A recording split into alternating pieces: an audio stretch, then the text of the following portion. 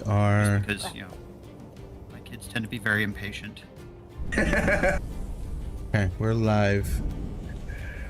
Wonderful. Well, everyone, welcome back to another episode of Fate Forged. Tonight, we are going to get into some crazy shenanigans. But before that, we have a word from our sponsors. William, would you take it away? The following advertisement is rated R. Viewer discretion is abandoned. It's 1 a.m. You're alone, scrolling, aching for something. Something soft, something warm, something that'll wrap around your body and make you forget every responsibility you have tomorrow. No, not that website. Close that tab. We're talking about the Grumpy Cookies. Fandom merch so filthy comfortable, it should come with an age verification screen. Here's some real testimonials from satisfied customers. The blanket hoodie got me out of my clothes faster than my honeymoon did. Said one individual married 12 years, sleeps with the hoodie now. I put that one-piece blanket hoodie on and moaned so loud that my neighbor knocked. It's that soft, officer. It's that soft, said another person currently explained to the HOA. My girlfriend wore the R2-D2 robe set, one tug on the sash, and suddenly the Force awakened. Twice. A new hope indeed. Another writer provides, I bought the pervy gentleman Brooke tee as a joke. Now it's the only shirt anyone compliments. Skeletons get more action than me. Yo ho ho ho, and also ho. The Grumpy Cookies promise. Our zippers go all the way down. Full zip hoodies, because we believe in commitment and easy access. All over prints. We cover everything. Front, back, sleeves, hood. No inch left unattended. Your body deserves a thorough job. Blankets rated bigger on the inside. Room for two. Or one very ambitious person and a body pillow with a printed face you refuse to explain to guests. Pajama sets sold as sets. But let's be real. The bottoms have a 40% survival rate past 9 p.m. Warning, the Grumpy Cookies merch has been clinically proven to cause heavy breathing upon unboxing, audible oh god yes when first worn, prolonged sessions, 8+ hours mostly napping, and repeatedly telling your partner, just the tip of the hood. Pull it up. My ears are cold. These claims are provided by no clinic. 0 clinics were involved. Operators are standing by. They're not, it's a website, but the checkout button is up all night, just like you, and it never asks again in a judgmental tone. TheGrumpyCookies.com. Come for the fandom. Stay because you physically cannot get out of the blanket hoodie. We built them like that on purpose. Fuck, that was great. Right? Thanks. I hate it, but I love it at the same time. It makes me squirm, but I like it. Makes me squirm in my full blanket body hoodie. Oh, great. And our next sponsor, Describe Opus. Thank you so much, Describe, and thank you, Grumpy Cookies. Our ad for Describe. He was a game master with nothing left to give. She was a party of 5 who deserved so much better. Every week they came to his table hungry, expectant, whispering, "Scribe it for us." And every week he gave them the same words. You see? A room. A room. She waited 7 days. She brought snacks. She got a room. Then he found Describe Opus and everything got wet. The docks got wet. It's a harbor scene. Beautifully written. Get your mind out of the gutter. Or don't. We have a lushly described gutter, too. True confessions from the table. He read the box text slowly in a low voice, and I swear the whole party leaned in. My sorcerer had never felt so seen. I bit my pencil in half. A player flustered, rolling with advantage. He used to rush through dungeons. One room, boom, done. Roll initiative. Now, ambient audio. Mood lighting. He takes his time. He explores every corridor. My cleric needs a cigarette. Recently converted grognard. The Goblin Patrol description was so vivid, I got goosebumps from goblins. What is this man doing to me? Barbarian questioning everything. He whispered, the Fey Temple doors parted slowly before you, and I had to step outside. A bard, obviously. YGM's finished stronger with Opus? Thousands have seen every position, situation. Taverns, temples, monsters, the plane of Faerie. However your party likes it, there's a scene for it. Written by professionals who do this all night. Audio that throbs. Ambience, music, sound effects. Layer them, build it up slow. The crescendo hits exactly when you need it to. That's called craftsmanship. Interactive maps you'll want to explore inch by inch. Every alley, every secret door. Some rooms you'll come back to again and again. No judgment, it's your dungeon. Written 100% by humans. Every sentence lovingly produced by a real flesh and blood writer with strong hands, a stronger vocabulary. When it's handmade, you can feel the difference. So stop giving your party the missionary of descriptions. You see a room. It's not foreplay. It's not even eye contact. Prep less. Edge the plot. Make the whole table beg for one more encounter. Describe Opus at describe.com. Any award-winning safe word is roll for initiative. Side effects, sessions running long because we got into it, players describing your descriptions to their friends, and a rogue who now insists on checking every single drawer. Slowly. Describe Opus. And without further ado, I'm going to pass it over to you, Zin.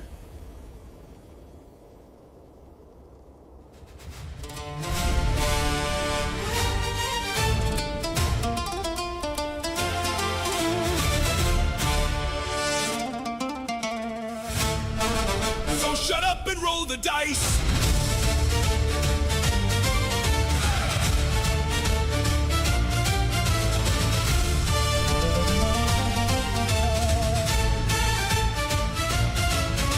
We loaded up on snacks and shiny math rocks, sheets full of stats and a backstory that shocks. We crossed the burning dunes on a caravan of fools, 8 brave idiots who never read the rules. We are fate forged, rolling for our lives. Every D20's a hammer and the anvil never lies. We are fate forged, nerds until we die.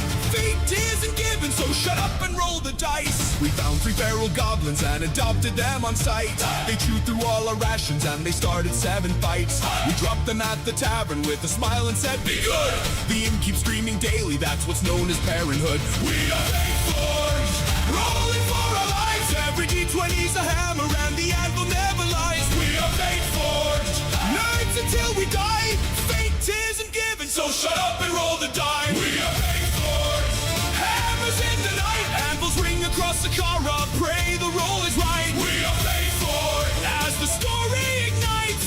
Forge your fate tonight.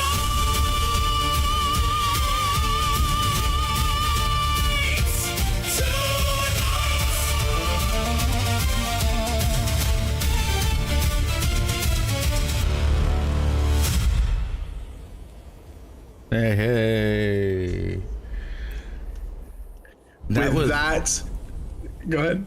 That was so good. Everybody needs to know. Can't hold it back. That was John's voice. Okay, just so you know, John belted that song.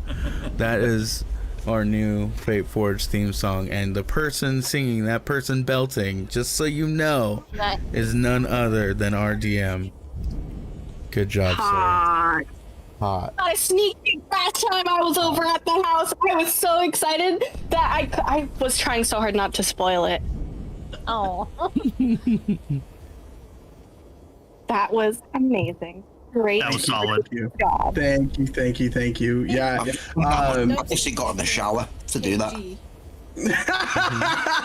Yeah, that was a lot of privacy in the shower. Yep. Yeah, he was dancing in the mirror and singing in the shower. No, we wanted Get out. to. 1 ml of solution. We wanted per to. kg of We body want weight like. dose. We really believe in what we are doing here, and we love you here it guys, says and it is just something that we wanted to add just a little bit of extra flair as we are moving more and more into our series and into everything that we're doing here. And so thank you guys. We literally, this could not be without you guys, and so I just wanted to just have that extra increase. And but you know, you guys are the stars, man. So thank you for allowing me to do that, and it was a lot of fun putting that together. And and then if you guys haven't seen Zen's new layout for the YouTube video is absolutely just sexy. Zen, I love what you created for that. Every 8 to 12 hours. I am already streaming it for Ren, but I show everybody now, I guess. Yeah.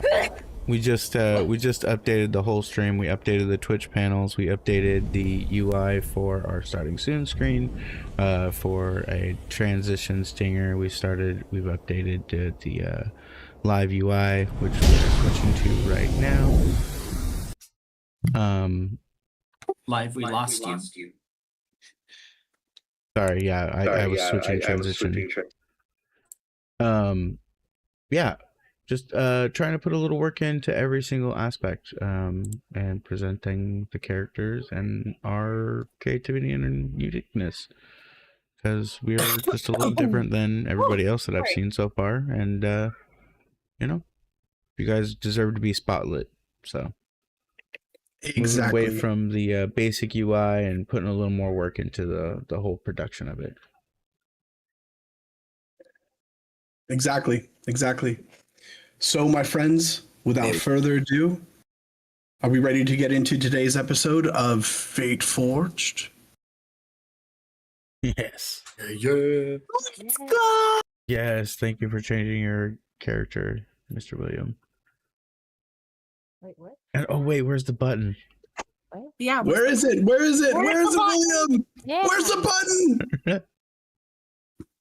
He's lost. Are you motherfuckers ready for TNT? Yeah, that's the button. One more That's time. good. There we Button for me. go. That is I don't awesome. have the button no more. I had to scramble for my voice. It was great. Don't even worry with that. Just Let cut us out for let us suspend our disbelief as we enter into today's episode of Fate Forged. The hand that steadied you. The bells came in the last dark before dawn.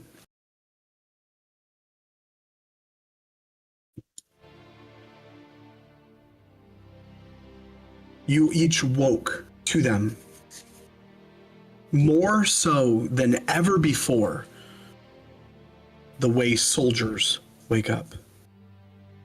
Well, some of you. Gong! Then far off, a second bell answering the first, signifying an arrival at the gate. And whatever sleep the night had granted you, whatever small mercies it had offered, you are now forgetting. It's over now. And the monastery was already moving in the gray. Stolas rose within the thin hours, setting a pot steeping, and the bitter scent of it curled through the bunk room and pulled Nyx up out of her blankets. Nose twitching, that soft squeak of a yawn escaping her before she even opened her eyes. Am I smelling coffee? And you poured her a cup, saucer and all, and for one quiet moment in a place bracing for slaughter, there was warmth. There was a saucer. There was the small, defiant civilization of two people sharing a drink before the world asked everything of them. And then, Stolas, you went to wake the others, and the mercy ended. William and Mia had already gone ahead toward the entry hall, so you moved to Zin and Vandal. And you did not nudge them gently. Rather, you cracked smelling salts under their noses. A smell like acid, abrasive, and violent. And Zin came off the bed, swinging, sword drawn, standing on the mattress in his armor with his hair matted to one side, ready to die for a threat. That was only Stolas and a bad joke. Wakey, wakey, monkey boy, you said. And Vandal. Zin jumped on Vandal's bed, jostling him awake, and then as he was doing so, Vandal reached under his pillow for the hand cannon that he sleeps with, like any good gnome of the mob, and the dart went wide, ricocheting off Zin's armor to shatter against the stone wall, its liquid trailing down the granite in the gray morning light. This is how your family greets the dawn. With coffee, with smelling salts, and with a tranquilizer dart embedded in a wall. By the time each of you gathered, Stolas rousing Ren and Sarek, the whole ragged band assembling, the monastery had filled with the ordered urgency of a place on high alert. But there was no panic in it, and you understood quickly that this was not an attack. Rather, this was a reception. The diplomatic bell. The word passed mouth to mouth as you moved with the current of gray robes toward the entry hall gate. And you arrived as the monks finished assembling, all of them falling into ordered ranks, and the masters assembling at the very end, with Princess Ophidia at the head of it all, standing where the light was thickest. You saw the thin gold morning light slanting through the high windows and pulling on the flagstones. And everyone turned toward the doors. Something in her posture you had seen not on her before. Master Batu raised one hand, and the great stone doors of the monastery of the Seven Rays began to open up. As you heard the stone scraping against the stone, dust sifting down from the frame, the cold, thin morning air rushing in, smelling of mountain and pine, and in the widening blade of dawn, framed against the pale sky, a shape, humanoid, 12 feet tall, waiting. Arun the ever-vigilant. He filled the doorway.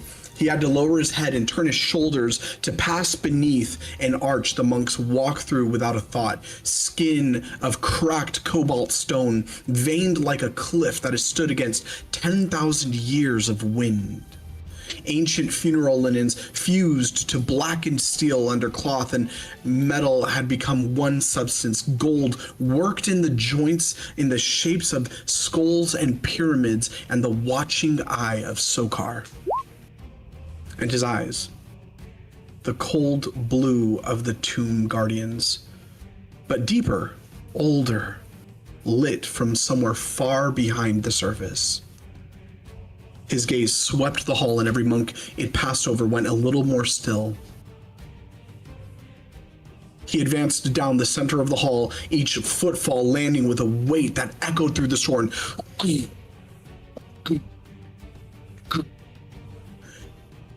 And he walked toward you. Until 10 feet away, he stopped. His gaze moved over each of you one by one. Nothing hostile in it. However, nothing kind either. Rather, you felt yourselves assessed, cataloged, filed, understood in some fashion, and set aside.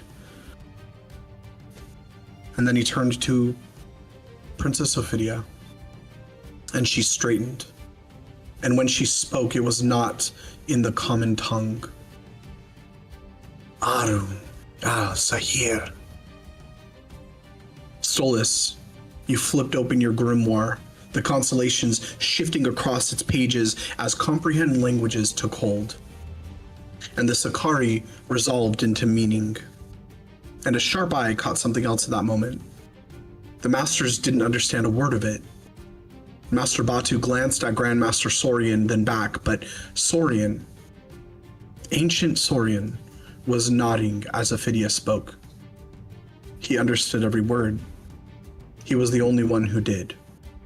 You leaned in and offered quietly to translate for the others, careful not to reveal that you'd caught what everyone else had missed, and Saurian inclined his head.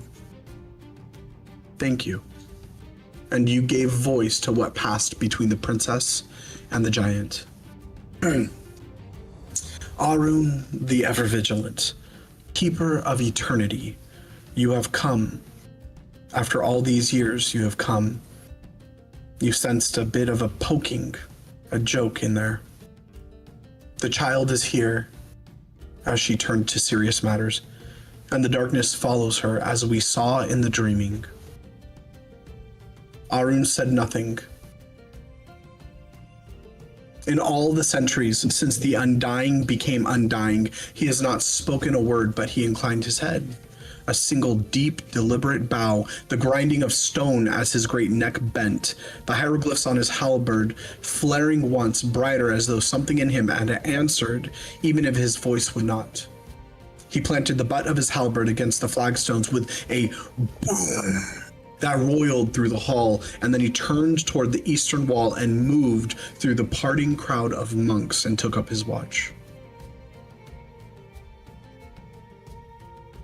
Ever since we became Undying, Ophidia told you, he has not spoken. He is here. He has vowed to protect you, this monastery, and the child. We will be here for when the attack comes. And then from her hand, though you never saw the exchange take place, she extended a large shard of obsidian dark glass, a single hairline fracture running down its center. And she gestured to you, Stolas. I believe you are the one who asked for this. With Sokar's strongest warrior here, what better place to keep your shard safe?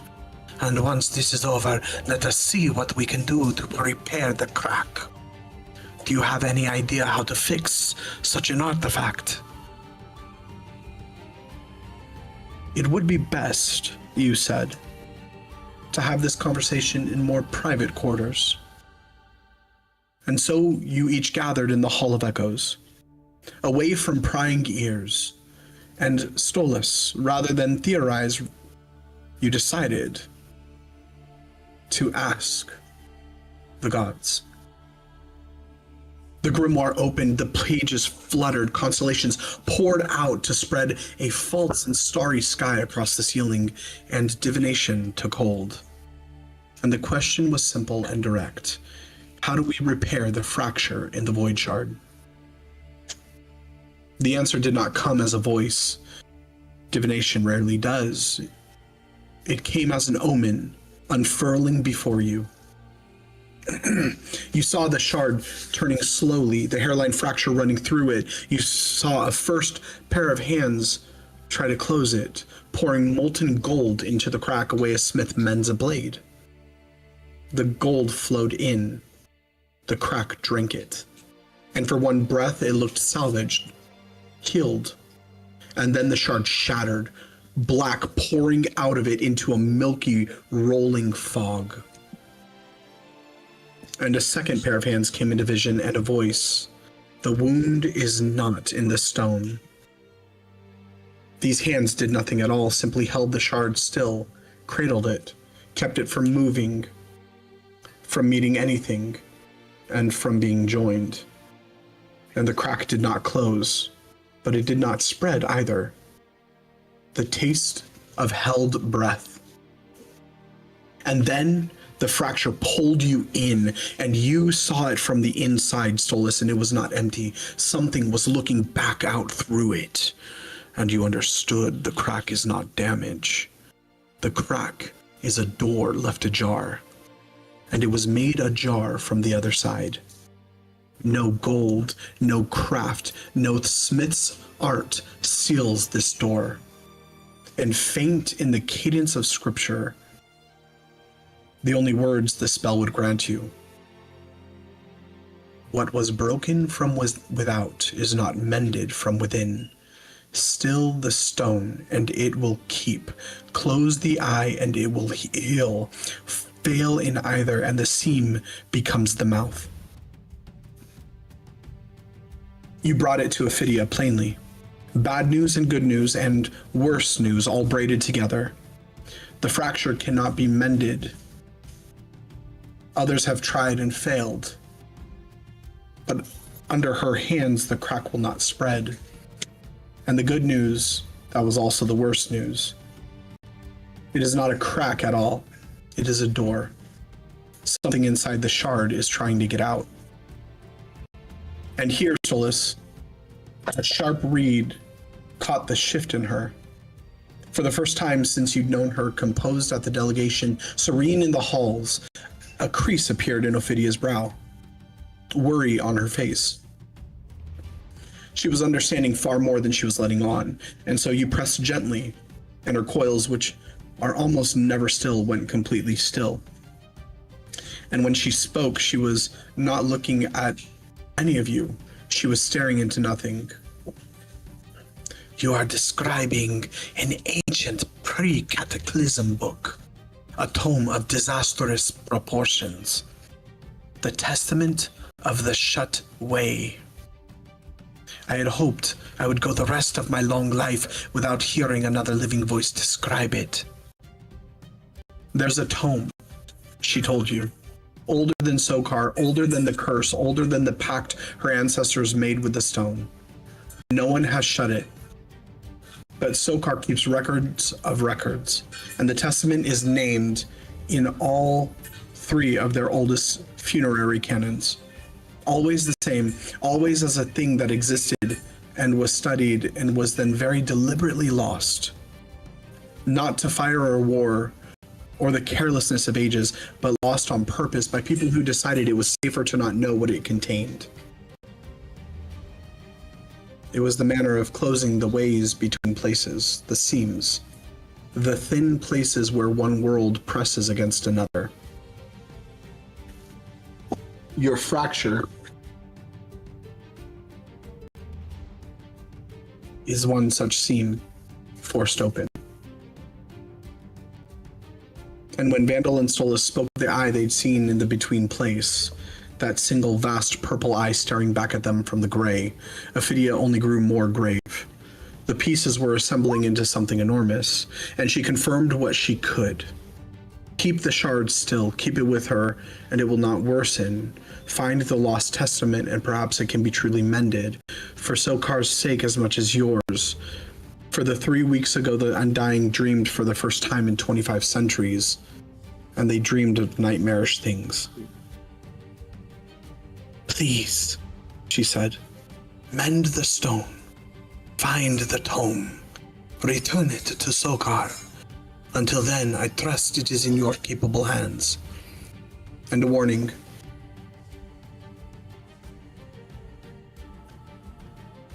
Delivered with the weight of the ages. While Harun and I are here, we do not expect any to die. Any death in our hands would be a travesty of the deepest treason. So you made a pact of discretion. That Ophidia would continue to act as though she guarded the Void Shard, so no enemy would learn where the true artifact had gone. And then quietly you shared with her the things that had been sitting in your chest. There is a spy within these walls, a servant of the Midnight Eye. She did not react. Her eyes settled on you, though, and there was something almost approving in that gaze. And she explained how she had felt it since she first arrived. A wrongness in the weave of this place.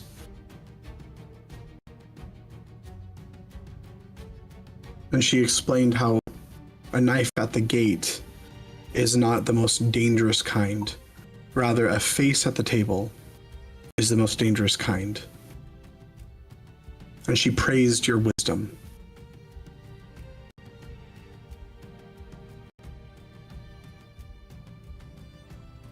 She explained that if there is a Midnight Eye agent within these walls, then you must assume that your enemy knows precisely what you know.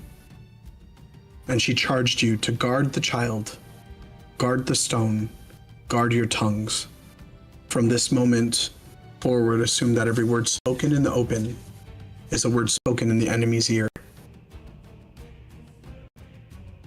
And then you put your heads together and formed a plan. William would continue readying the monks, and the rest of you would smoke out the mole. Sarek, appointed sheriff of this grim little investigation, with Ren cheerfully deputized as Deputy Virena. Despite tripping over her own confession that no, she'd never actually broken that finger, she'd only wanted to seem useful, that these are managerial skills everybody desires, took that responsibility on.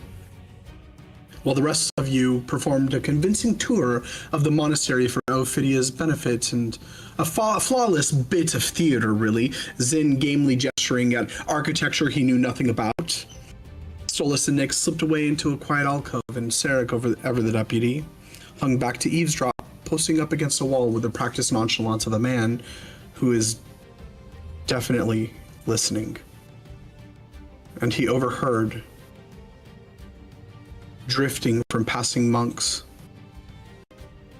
the shape of not just the crack in the stone, the shard that you now hold, but a crack in the monastery's own resolve. Hearing different monks pass by, stating that someone didn't even come to evening prayer. Rather, multiple monks. And then when they went to investigate, their rooms were cleaned out, sleeping rolls gone, everything gone. And word had spread that they went down the western path in the dark before the gates could be watched proper. And then another pair of passing monks, not cowardice, don't call it that. Half of them have families in huzzas. We took vows to guard this place, not die in it against something that kills the way they see this thing kills. I'm not saying leave. I'm saying I understand the ones who did. And then the sharpest, most bitter of them, as two female monks passed, talking about a giant made of tombstone at the wall, a snake woman in the south wing, a child in a locked room none of us are allowed to see, and we are meant to bleed for all of it and ask no questions? I'd rather know what I'm dying for. And the quiet answer, tired and old, this is the only home I've had in 30 years. Monks are leaving, and every person will count. But in that alcove, something else was unfolding, and Sarek caught the edges of it too. Nyx had gone strange again. And when you asked Stolas what Tyrvin was saying this time, she told you that he'd spoken of you, Stolas, spoken of each of you, saying that none of her would-be companions know how close any of this is, and that she was being lied to by each of you. And she said that there was a struggle for his voice to reach me, but now it comes in clear. There's more struggle on her part to stop him from talking. And you, Stolas, warned her, gently and firmly, take what he says with the grains, all the grains of salt she could muster. He will say whatever he needs to get what he wants. And you watched with sharp eyes the way her ears twitched, the way her gaze shifted between you and the voice only she could hear. And she told you that he said you were lying again. She confided in you, Stolas, that she's not meant to fit in here. And that he's telling her that none of you are family like you say you are. And you responded, there it is. He's trying to drive you to isolation. And you gave her the truth against his poison. That bonds forged like these transcend blood. that once you've put your life in someone's hands, you find they are the most trustworthy people you can be with. But when they offer you their hands, that she has to accept it. And Nyx, little Nyx, caught between two voices, not knowing whom to believe, chose. She grabbed hold of her own mind and shoved Tyrvin out. And for the time being, for now, it's quiet. What nonsense, you told her. There's nothing to apologize for as she apologizes. And you stated that we all have things that weigh on us, but those burdens are what make us unique. And somewhere in the back of your mind, Nyx, a sigh. And the certainty that this will come back to bite. But we'll see. And then the party reconvened and Sarah brought back the name to the table, and it was the same name already turning in each of your minds. Ridley Dragor. The one who spoke of the Ember Core and its research. The one found down in the cells with Juno, Ren's lost protege. Some things, Sarek said, are just not adding up. But if the monastery had a number one suspect, it was her. And each of you reconvened and you gathered together in order to meet with Ridley Dragor. And then Stolas sent word to Ridley through her own sending stone that she had given you. And the answer came back too eager, too bright. Oh, by the gods, it is fantastic to hear from you. I am in the conclave. Come quickly, I found something. This changes everything. And so you descended into the archives, past the monk at the door who recognized the trinkets Grandmaster Sorian had granted you, and stepped aside without a breath. Down the curving stair through the great warded door into the first level of the archive, a cavern of books and burnt parchment, and the scent of dust settled over thousands of years, dragon-headed sculptures holding back orbs of energy, and the sound of something far below rotating, patrolling through the lower dark. And there was Ridley, pacing, muttering, and when she saw you, she nearly wept with relief. And she pressed a journal into Stolas's hands. Burnt, edged, dilapidated leather, a cracked spine, pages dense within an obsessive hand. I'm not asking you to trust me. I know what I am better than you do. Take it to someone who you'd know. Your Sia, the woman from the Eternal City.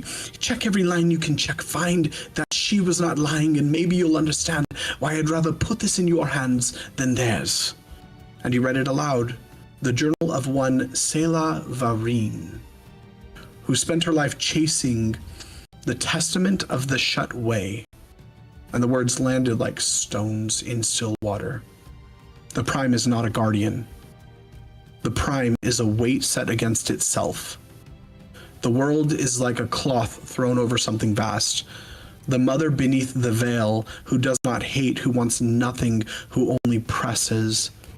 And then the passage Selah copied more than anything that she'd written, the method for closing a struck seam. When the thin place is struck, the right must not seal it. The right must instead open the way wholly, fling wide the thin place and the Prime with it, that the pressure may pour through in full and spend itself, and spent withdraw. Sealing is the error, opening is the mercy. The journal seemed to corroborate what you'd theorized, that this had happened before, that others had faced the seams, that Mia's own account from Valeshra confirmed the pattern, and each of you leaned in, and Zin, in his wondering way, brushed against the truth of it. If it's happened before, we should be able to learn from their mistakes. And then came a beat that will echo. You turned to reasoning about anchors, how there must be many, how else could one traverse between realms, how there must be bridges, stitching, binding one fabric of reality to another, and Zin, following the logic aloud, said, well, if there's more, then we must find where they are. And then Sarek said, So if Nadia is weakened, is this how the shards become cracked? And Ridley's eyes widened. What do you mean cracked? Is there an anchor that is cracked? Do you have a cracked shard? And a scramble to cover. Oh, I got it messed up. I meant something else. I was just thinking out loud. Anyway, you asked me to show you. And then her eyes narrowed, and she let it pass. And she asked you to follow her down to the lowest portion of the archives. And you watched as things did not add up. Down past the working archive, past the second level, the artifact layer, its table strewn with the wreckage of Vandal's handiwork, which he pointedly did not look at, and down toward the third, and on the railings, wards that lit as you approached and fizzled as you passed, quelled by Saurian's trinkets. But Ridley was leading the way, and Ridley had no trinkets. And Ridley passed the wards untouched, and she explained how they did not permit her to the third level. No one did, but she found ways around it. And at the bottom, the lowest archive, hewn from the raw rock of the mountain, and a great door, its entire surface covered into one complete unbroken ward meant to stop anyone from entering. Ridley smiled, and from her pocket she drew a carved coin, a fastened sigil upon it. The masters remain unaware as well. Very perceptive. But I have ways of getting around that. Some of the monks take only a little push to get what you want. And she placed the coin against the door. The ward died out, and the door swung open. And that is where we find you. As the doors swing open, she walks in. Well, are you coming? What are you guys doing? DM, did you get my whisper? Ah, yes.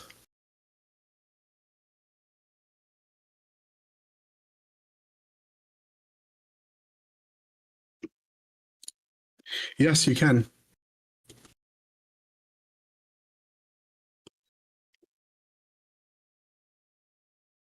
So did she lead us all down the creepy, or just one person? So I believe, Mia, last we left off, the William was upstairs, working with the monks, and you were preparing for the fight. But then everyone gathered together. So I would assume that you two are with the rest of the group. And are we on the correct map? Do we have a map for Roll20, or is this the right spot? This is the correct spot. You guys are on the archive, correct? I believe so. Yep. Yep. So she has moved in.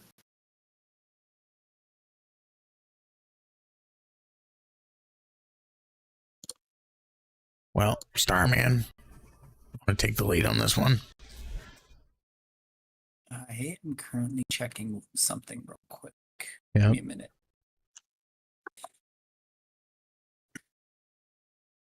That's good. On a side note, Finally went down.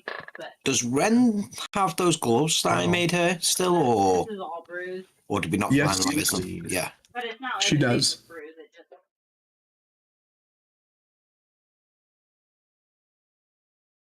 Or does she?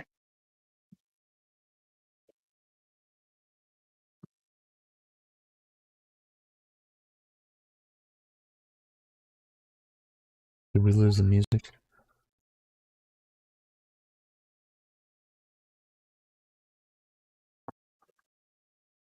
I was thinking that still.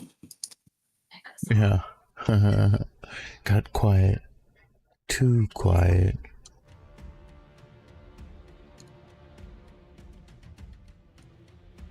Don't worry, guys. It has nothing to do with the gloves.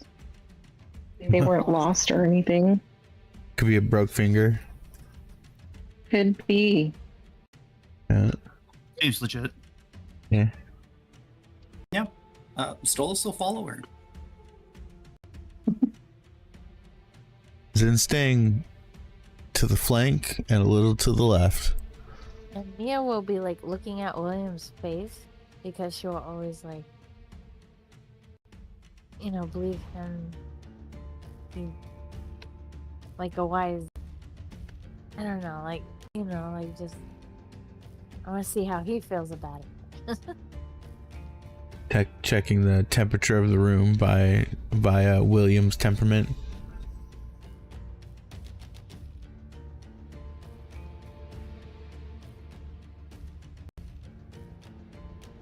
All right, who's moving in? Throw some tokens Well, first I on need the board. first I need to get the couch in the corner and then set up the TV and the PlayStation. You're a heck of funny. You think they get fiber in here? What's the Wi-Fi password?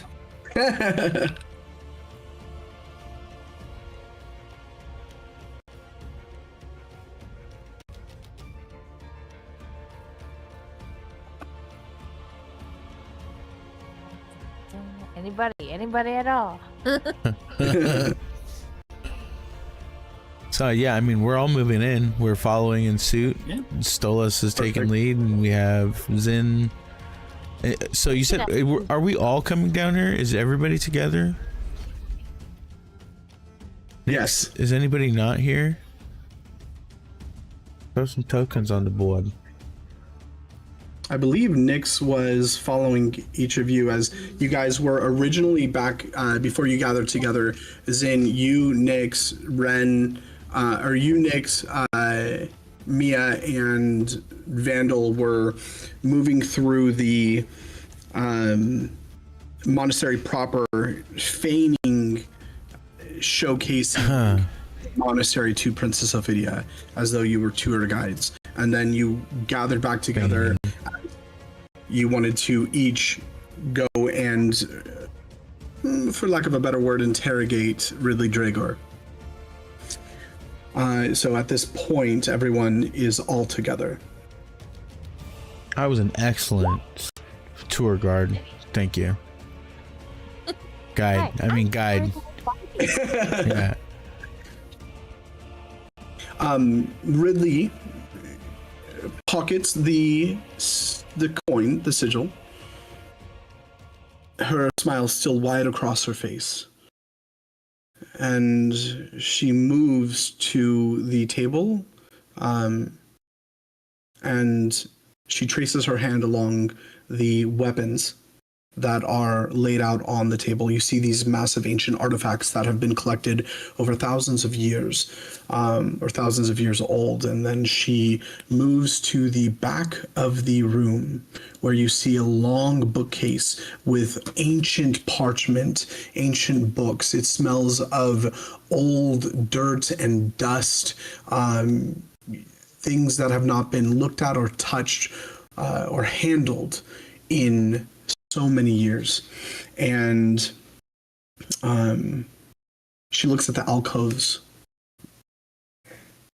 She says, "Forgotten things in their felted gray dust." And she looks at it the way a person looks at a place that changed their life. "You want to know what I was doing down here?" she says. "And where this," she gestures to the journal in your hand, Stolas, "came from. It's fair. I'd want to know too." And she moves lower. She lowers herself. And you see a space in the bookcase, a part of the shelf that is empty. But you can see the clean rectangle swept in the dust where something rested for a very long time, and the undisturbed gray furred thick all around it. "Here. This is where it was. I didn't come to this monastery for prayers.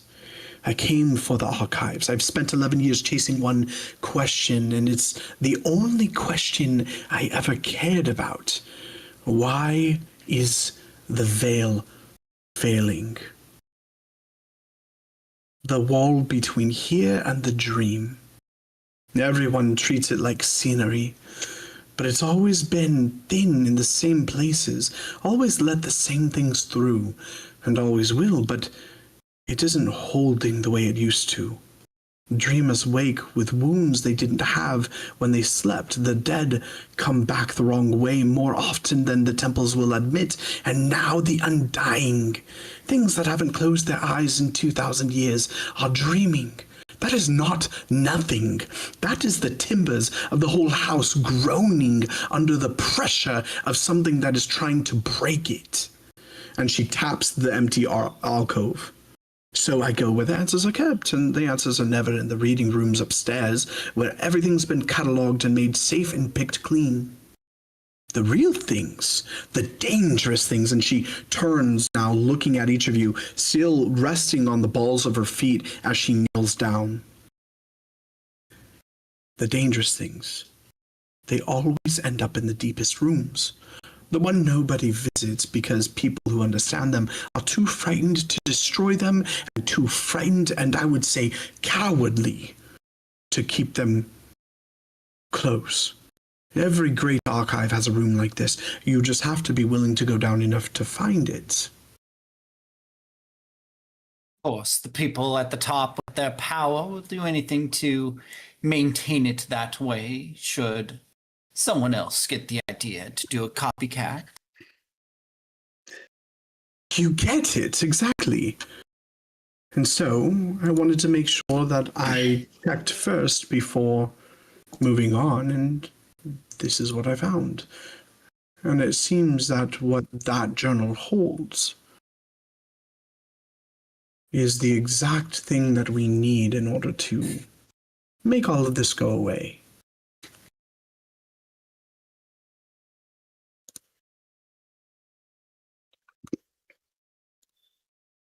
I don't know. Usually if it's too good to be true, it is. Kind of sounds like this is set up. But check into it. That's exactly what I want you to do. Check. You may be right. It could very well be a setup.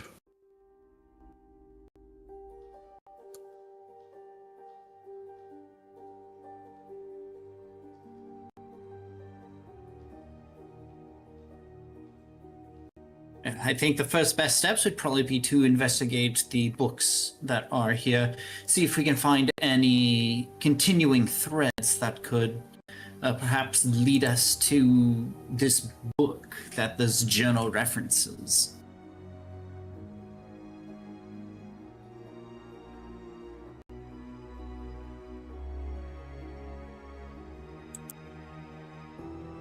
What you all waiting for, Chop Chop?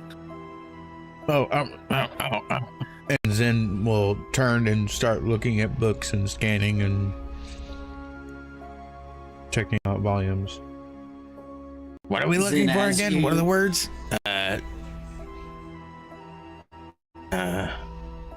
Shit.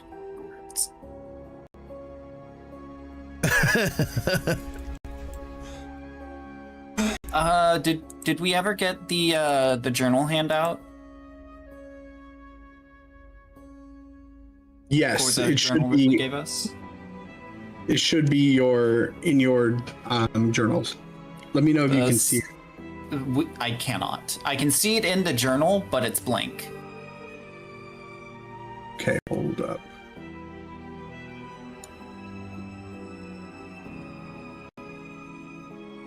Can you see it now? Ah, there it is. Yes.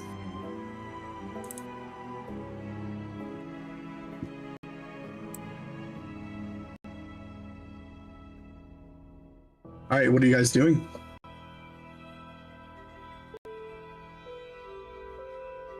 As Zen begins making his way over and to start looking through the books, he'll hear Stolas's voice in his mind, and he'll say, Zin, careful, don't react. Speaking to you in your mind. You can reply in a whisper. I did some premonition work last night on this Ridley character. And keep a sharp eye on her. I believe she's hiding something dangerous on her.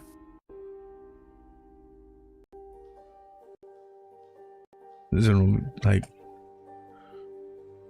be loudly reading out loud the book names, like the New Testament of the Banana or whatever.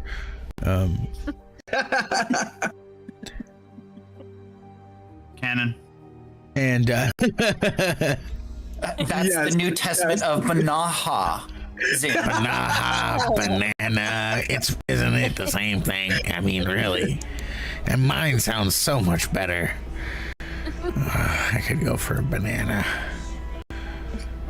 I'll tell you what, if you could find something useful, I'll give you a whole bundle of bananas. Oh yeah, that's exactly the kind of inspiration I need. And Zin will actually start upping the pace, moving a little quicker. I'm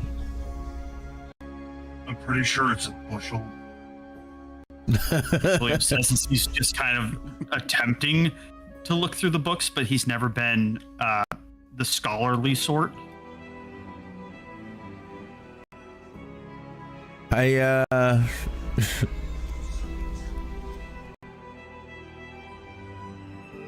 I would like to, if I can, I would like to kind of make a little bit of a scene and start searching the books.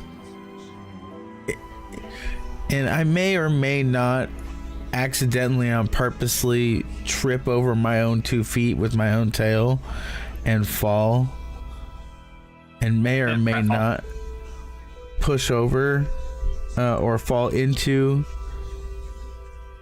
our guide's arms. May or may not push her over on accident. And if I I could, fell over. And if I could, as Zin is making his way over to Trip, Stolas will address Ridley. So Ridley, you had mentioned something about the Ember Core. How does that all tie into this? In an attempt to try to distract her to make Zin's ploy easier. I mean, he just talked about bananas and Okay. like what would you say here? Give me a look. Uh-oh. Where the heck did my chat window go?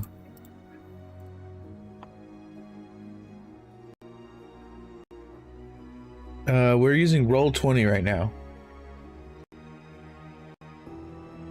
There it is. Yeah, Roll20 lets you use up all the map. The DM can set a map, put the tokens, all the cool things. I'm so sorry. What are we supposed to be rolling one more time? Performance, acrobatics. Give me a performance. You're gonna have advantage on this as Stolas is distracting Ridley. But let's see how well you can actually feign tripping and pushing her over. Very nice. Okay.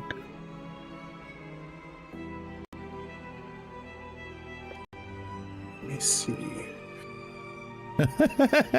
She turns and she says, she looks at you, Stolas, just as you say that, and she goes, "Oh, the Ember." And just as you land into her, Zin, she doesn't recognize what you're doing. Oh my gosh, I rolled 2 10s. That's crazy. And yeah, you everything push her. She stumbles forward. However, she catches herself just as you land into her, pushing her forward. And she goes, "Watch yourself. I know you're a monkey, but you can be rather clumsy, you twit." Twint, that's not very nice. I'm trying to be helpful here, and I just happened to trip a little bit. You're fine. And I go ahead and dust off her shoulders, right? And get like, I'm gonna go ahead and I want to like try and like dust her off, but I'd like to sleight of hand and kind of like quote unquote frisk her and try and find any bulges or foreign objects that may or may not be in the wrong spot. You know, Zin, you really should be more careful. I'll go ahead and to help you search the bulge. Oh my gosh. So what would you think here? Sleight of hand, investigation, religion? Actually, give me an investigation first. Okay.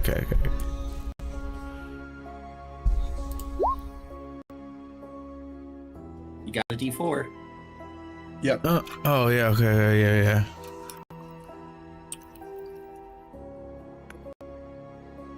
Okay, just like, it's at least it's something. That's an 11. How to experience the ultimate pleasure. Mia. That's the book that you find. Yep. I think I'm in the wrong section. No wonder they put it down here. You quickly like very slyly look around, Mia, trying to make sure no one is noticing you. You open up the page and it's pure smut. It's pure smut material. It's like, and his orcish tusk gently caressed my face as his hot breath began to waft over my skin, tantalizing, and you quickly shut the book and you're like, The smell of a fresh killed salmon off his breath. But I was supposed to be doing how to, so I was like, oh man. However, Zin, as you begin to try to dust her off and try to run your hands over her leather armor, her studded leather armor is very tight against her body. And as you're doing that, she quickly pushes your hands away and says, trying to cop a feel, are we? I didn't take you for that kind of individual. I'd rather you keep your hands to yourself, or you might lose a finger doing what you were doing. Kind of torts back and grabs his fingers. I didn't mean any harm. No harm, foul. No foul, no harm. Things like that. So I'll just keep looking for bucks. And he turns and starts pawing at the bindings again, looking for nonsense at this point because we're just buying time.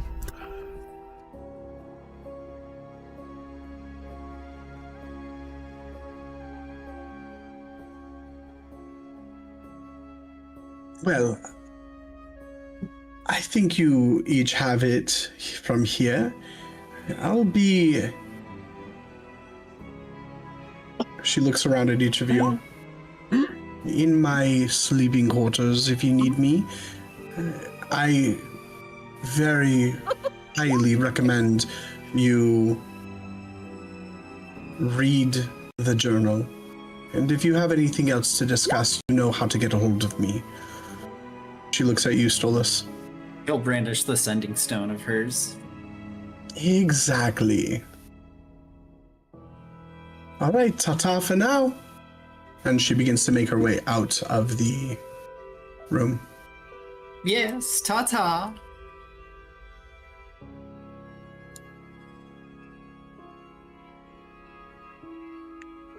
You watch as the doors open. She closes the door. And as she's closing the door, she says, "Oh, and Jess, though I don't think it needs to be said, If anyone asks you, I wasn't down here. Thanks. And she shuts the door without waiting for a further word from each of you.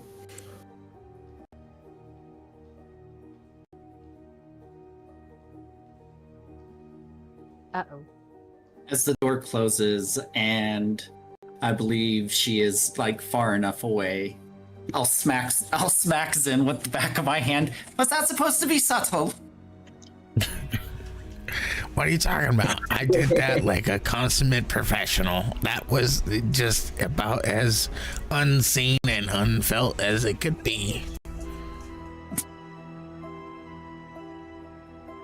It was just a warning I gave you.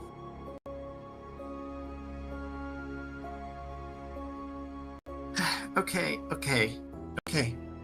Okay, but tell me, okay, we're definitely gonna have to tell somebody she was down here, right? I mean, when somebody says don't tell anybody, then it probably means we should tell somebody, right? Alright, but I should think we should check the door and make sure she didn't lock us in here. Kind of creepy down here. Isn't William still at the door? No, I mean, she's doing what? technically, William's probably like here. But upon Mia saying that, William would go over and give the door a tentative test.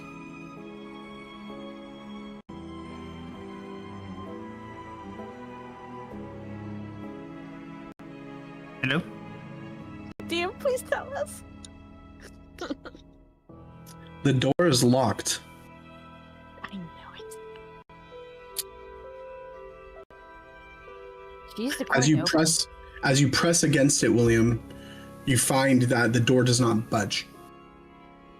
There's a little bit of give, however, it remains completely shut.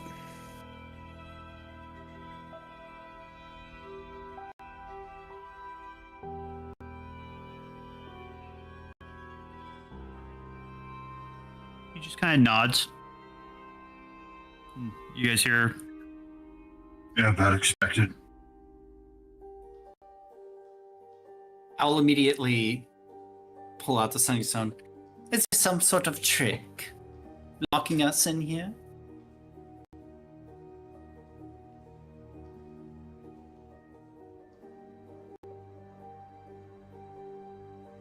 You hear back, no. Whatever do you mean? Well, it seems that you left out the exit and locked the door behind you. And without your little trinket, how are we supposed to get out?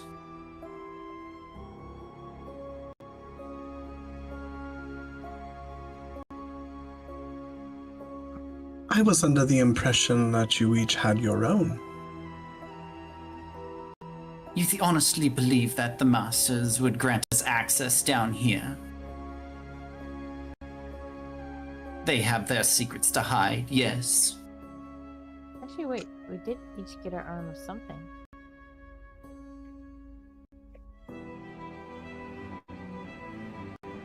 Above Because the- to my understanding, do our own trinkets this unlock or area lock is this? locked. Well, let's Correct. just For check. us. This area is locked completely. Oh, Which William only hears half of the conversation, and he goes, I mean, absolute worst case scenario, I could open the door. as he kind of reaches up and puts his hand on the hammer over his shoulder. Well, now that she knows, she better be here in a few minutes, or we do that. Because then if I have to break open the door, then we have to explain why I had to open the door. That puts her name in our mouths, and it's just going to be a bad time. I think that's going to be a really good call. The longer we have us stuck in here, not doing anything, probably the worst. Zin's walking already up towards the door with pulling his shield off his shoulder.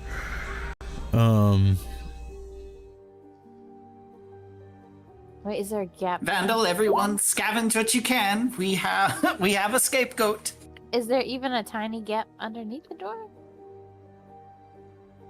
Oh wait, no, it's supposed to be locked from both sides, so we can't. Either way. The panic set in.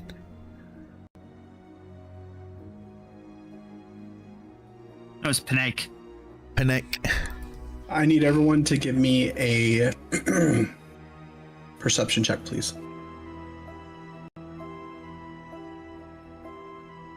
Yes. Yes. Ooh. I'm focused on the conversation with Ridley. Currently, William is taking the Warhammer out and is kind of flexing his arms and getting ready. Looking at the donated artifacts that Stolas just said we should take a look at. I hope you can break a steel door no matter what it's made of. Oh, well.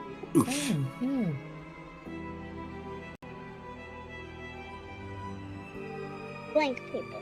Yeah, go. Take the whole thing.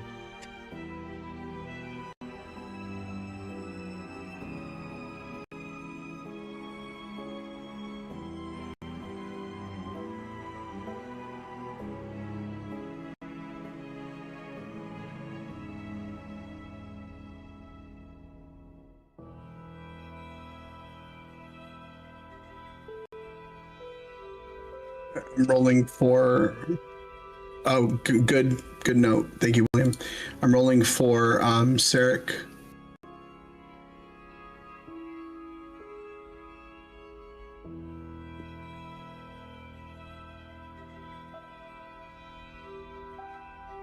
Ren, I need your perception. I had a relaunch. Ah, gotcha. Dang, Sarek, nice. Nix, are you there? Yes, sorry. Okay, I need your perception check, please. Okay, sorry. You know, it would be more like. I am rolling that right now. Ren. Ren, you being locked in here, panic is setting in, and you are terrified of the room closing and the walls closing in on you. Same with you, Vandal. You're looking around and you're like, no, I can't. I have to get out of here. I have to get out of here. Knock on a library door. I'm done, William. Get on the carriage now. Anyways, Hold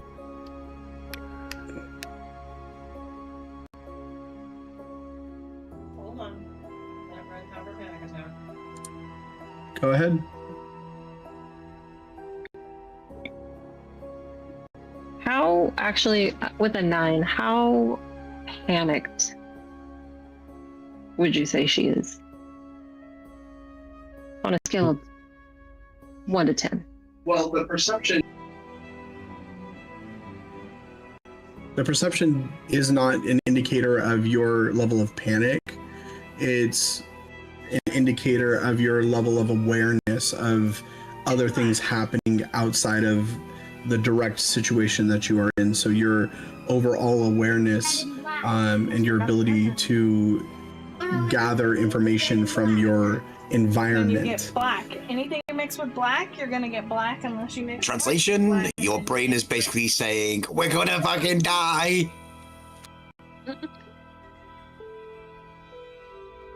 We're doomed. oh, but there's also this other stuff going on. Maybe we should pay attention to that.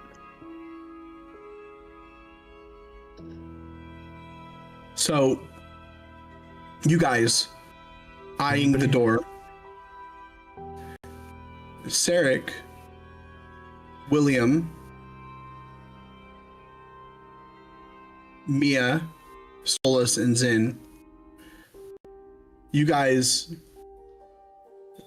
first catch a strange scent, and then you look, and Sarek is the first one to notice. He goes, guys, what's that? And you look over at Sarek, and he's pointing up, looking up. And you see from the ceiling what appears to be vents with fog beginning to greenish fog beginning to descend upon each of you. Upon having that pointed out, And that was the end of our campaign. William bellows, Get over here now! and he does not wait any longer, and he's going to wind up and swing.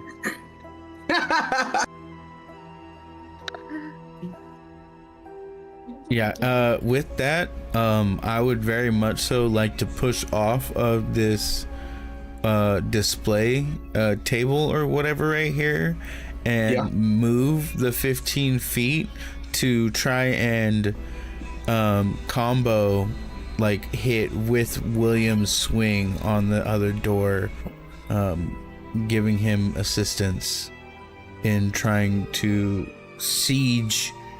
absolutely siege slam this door open, because we are not staying in here for this. I would like to combo that with Chimera on both of them. All right, so getting juiced. Yeah, that 25 will land on me. Can I? Yep. I mean, I would like to save, with it, or I electively failed to save. If I can. Yeah, I would be doing it next year. So, William first. That is 18, 2 18s. What does that even do? Yeah, can you link the list?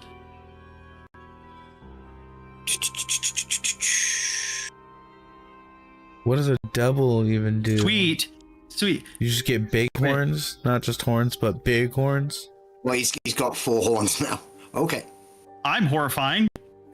Out of your head sprouts the first 2 horns, and it's the strangest sensation as your hair begins to split. Your scalp begins to split open, and then jutting from it, your head actually feels top heavy, forward heavy at first, and you have to steady yourself as your neck begins to feel the weight of the horns jutting forward from the front of your head, just above your forehead, William, and then the second as the other 2 horns spill out from your scalp connected to your skull. You feel they are bone. Mia, he's mighty horny. Get out. So out of curiosity, would that be a total of 2d4 onto my attacks? Yes, that would. Sweet. And plus 2 strength as well. Yep. And apparently extra horny. Vandal made him horny. It was that grumpy cookies commercial. It's a 4 and So a he's got- 14 for you. So he's got a tail again. So he's got 2 tails, I guess. And, my. Oh god, he's a spider now. Okay, so I guess he's got multiple legs, I guess now. Spider legs? Like a 3rd and a 4th. Oh, he's got spider legs, so I'm guessing his tails would transform into spider legs as well. So he's got 8 legs. So I will say that out of curiosity, would Zin's comboing with me effectively give me advantage on this? Yes, it would. Yes, that's what I was going for. Cool. I will be priming a thunderous smite as well. We're not asking ideally, the doors to open. We're telling them. The door's compliance is not a factor. Uh-oh. I think I hit the door.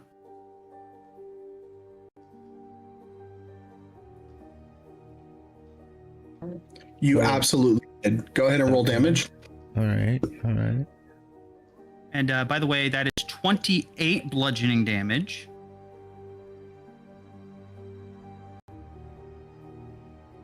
don't mind. I was just seeing, did poison, gas? 30.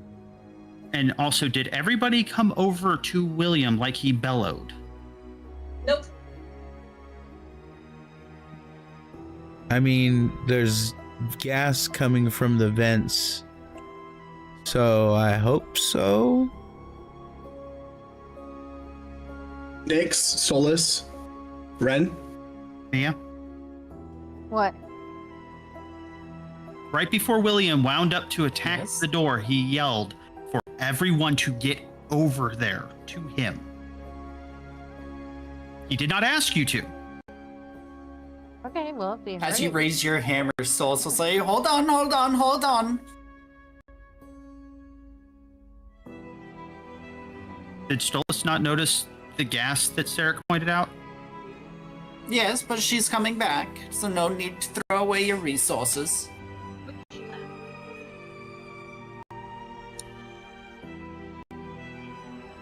You trust her? Well, if we break out of her cover's blown. It behooves her to come back. So William, you struck the door, right?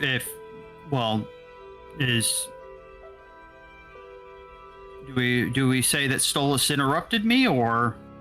That's up to you guys. How would you like to play it out? I assume like William's getting ready to swing down, and that's when Stolas calls out. So it's really does. All right. William well, I can still hold the concentration on that smite for up to a minute, and I'm not going to give her a full minute because she just went out the door. I just went to touch the door. She's been gone for not that long. She should be back within enough time. How quickly is the gas spreading? Why would she It's be pouring back? out. Exactly. It's pretty obvious she's not coming back when we see the gas. Yeah. It's pouring out. So I would say at this point, you guys have been in here for 15 seconds as this is taking place. I need everyone to give me a Constitution saving throw. Oh, we're not waiting. Just blow away the farts. We are not waiting. Yeah, no. If it's pouring down fast enough to get down to us, I don't wait. It is. Okay. And yeah, I follow through. I hit the fucking door. As a final action for myself, I deploy my bees. Yeah, like I said, the whole You get 3 actions? the whole smoke thing was said. Makes a big difference. Hi, guys. Hey. Welcome, Eric. Hello. No, his deploy is a bonus action. Hold on. Am I hearing some juicy action going on? I mean, yes. We're going to be dead soon. What'd you say, opening a door. New campaign I next week. asked if are we still rolling the con save? I can't. Yes. Oh, okay. All right. Well, Zen gets a bonus. Zen gets +4 to his save. Nobody else does. I do. I'm in range. I'm in range. No, you're not. You're 20 feet away. Am I? I thought it was 15. No, it's a 10-foot radius. That's why I said get over here. I thought it was 15. I will move closer then. Oh, you'll get the bonus on the next time attempt. Well, in fairness, I should be standing next to you anyway because I was stabbing you in the arse. That's fair. Sarek, so just so you know what's going on, you guys had followed Ridley downstairs. You guys walked into the room, and she was explaining where she found the journal, Selah Varine, that you guys had, that she had given to you each last time. You guys had a discussion with her. She explained that she wanted you guys to read it, and you guys were investigating this area, and she said, well, I'll leave you to it. And she left and closed the door. Just as she closed the door, she said, she poked her head back in and said, oh, by the way, I wasn't down here. You guys didn't see me. And then closed the door. As you guys were beginning to investigate the area, Mia Mia had said, she wondered if the doors were still open.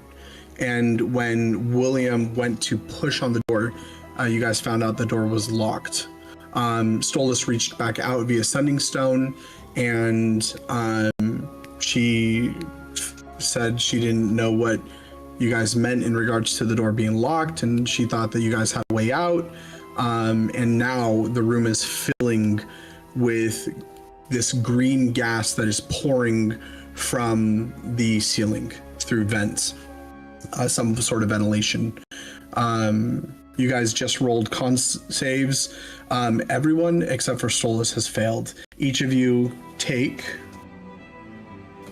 I didn't roll. Ren, please roll. Sorry, my phone died. So. What am I rolling? Con save. Constitution save. So it's rolling out from the ceiling. Is it already in a vicinity of where we're pouring out taking fast? Yeah, it's pouring out fast. Yep. Yeah. Okay. We're at the part where we're going cough, cough, cough, basically. Ooh, that's a bad. And Exactly. I will be Stolas like, following just up with wait the a second second. attack. It's gonna be back.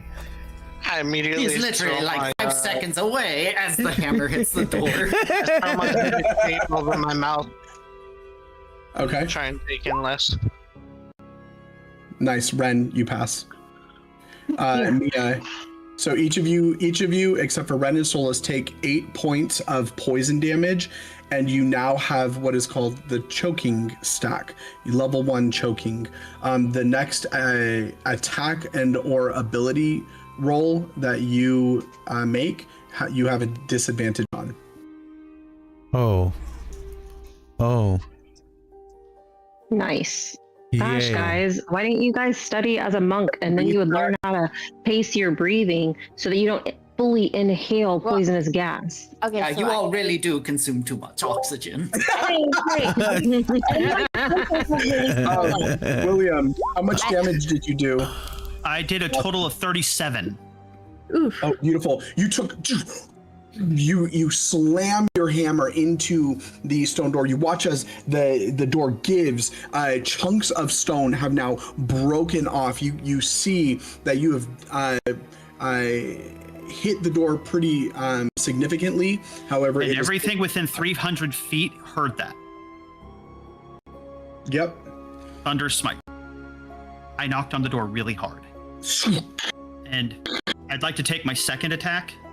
Go ahead. Disadvantage. Does that 16 hit? It does not. You hit. However, your hammer ching as it ricochets off of the door as I'm coughing. Yep. I don't get a good impact. Correct. What are you guys doing? As soon as the next round of attacks is available for me to do, I will be making 2 more swings. And I will not stop swinging until we can get out of this room. How many vents are there? There are 4 vents. There are 4 vents? Yes. Do I need to roll to see if Mia is to kind of take account for everyone's expressions and how they're feeling? Nick scored the lowest. Or is that passive? Nick scored the lowest. Yeah. You can roll a perception check. Perception? Mm-hmm. Okay, guys, I'm really good at perception. You have disadvantage. Nice. Nice. Do I take my disadvantage number? Yeah, 18. Yeah, you see the group is not doing too well as people are starting to hack and cough.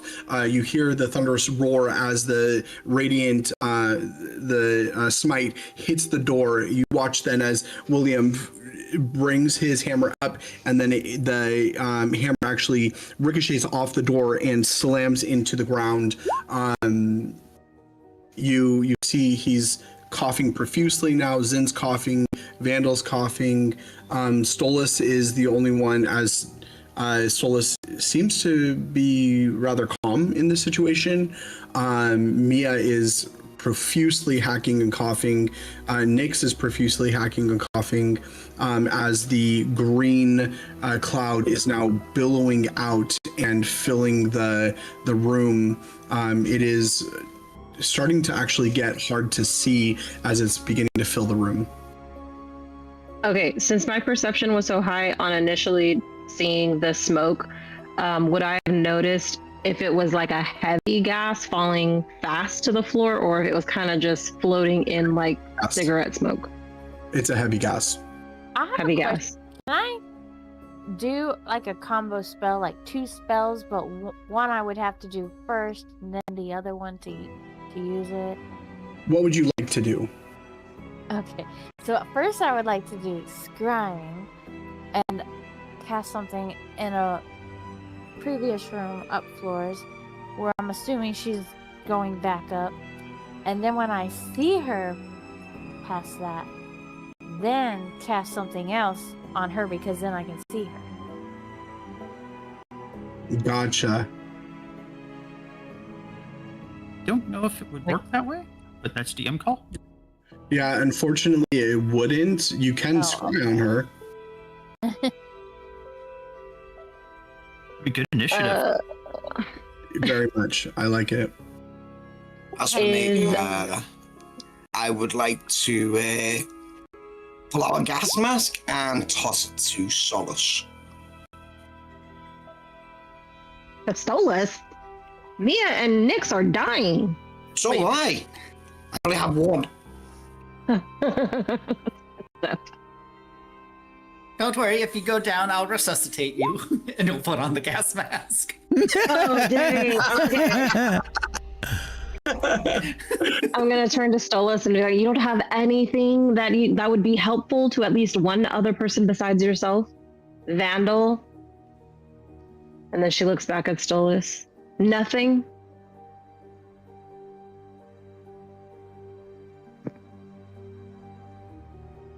Well, I can do something. It's just a matter that Ridley is on her way back right now. You believe that? As you guys are talking, you watch as William raises his hammer. Go ahead and make another attack. Wait! You go smash it. Can I definitely like strike with him and try and counterbalance the disadvantage and give him a straight roll? Absolutely. Wait. Okay, question. Would I see them about to hit the door again? Yes, and at this point, everyone give me another con save, please. Can I run to them and try to block the door? I'm sorry, you cut out. What did you say? He wants to get hit instead of the door. Oh, yeah. Yeah. Oh! Mia, no. It's getting worse. And so those of you who were within 10 feet of me do have a +4. It wouldn't help Mia if Mia was within 10 feet of me, but... So I'm a you 12 said, is this supposed to be a disadvantage here? Right? It is. The con save is a disadvantage? Yes. Are we Oh. in place on the map where we are supposed to be in our respective spots? Oh, damn. So You that's guys 14. are. Yep, perfect. William will go through you to save everybody else if you wish to die for it. Because we need out of this before we suffocate. Wait, go through what? Actually, the door? Yeah, Trying to we're go through the door. Yeah. And you know, if we're about to fade to black. End of campaign. GG's. I already promised I'd get you all up if you go down. He says from behind the gas mask. I am going to swing on the door. Yeah, go ahead. Make it. So right as. So is Ren actively trying to dive in front of the siege weapon? Yes. How big would you say is the door frame? Is it about a person massive. wide? It's massive. Is there any way I can? Oh, sorry. Go ahead. Go ahead, Ren. Okay. Oh my gosh, I'm so excited. Okay, so my con save sucked, so I imagine now she's like choking. Yes. Whatever you're rolling Okay. at disadvantage, just so you know. So is that the second number? Because that one's a little bit higher. It's just whatever's the lowest one. Whatever's the lowest one, yeah. So you're 7. You guys just failed. made that rule up. That long established rule that's been here for a long time, just made up this week. Completely false. I knew it. No, so she starts coughing, yet she is still going to try to block the door from getting hit again. Can I say, because I am a monk and we are in a sanctuary, that I have some sort of knowledge that if a door is closed, there is a way to open it without violence? Well, then fucking open it. I can't open it if the door is destroyed. Not that you can understand her. She's just mentally telling Stolas this in her conversation. Unfortunately, very nice hit. Very nice hit, William. Unfortunately, Here's what I have in my head. Okay. She starts coughing. She still runs to the door. As he is about to hit the door, she's going to step in front of it and she's going to attempt. How wide would you say the door is from one side to the other? About 10 foot. Yep. Dang it. Okay. What she will do then. Wait, I'm not 10 feet tall. What she will attempt to do is get in front of the swing, and again, we'll see how this plays out. I think I need to roll an athletics to do what I want to do, or an acrobatics. What are you trying to do? I'm trying to get in front of the door, but dodge his hit before it hits me, so it hits the door, not me. Give me an acrobatics check.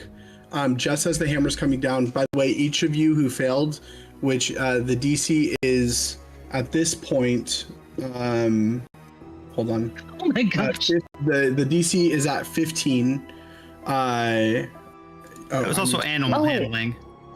So that was a 7 that you rolled, but what's your bonus on Can I athletics?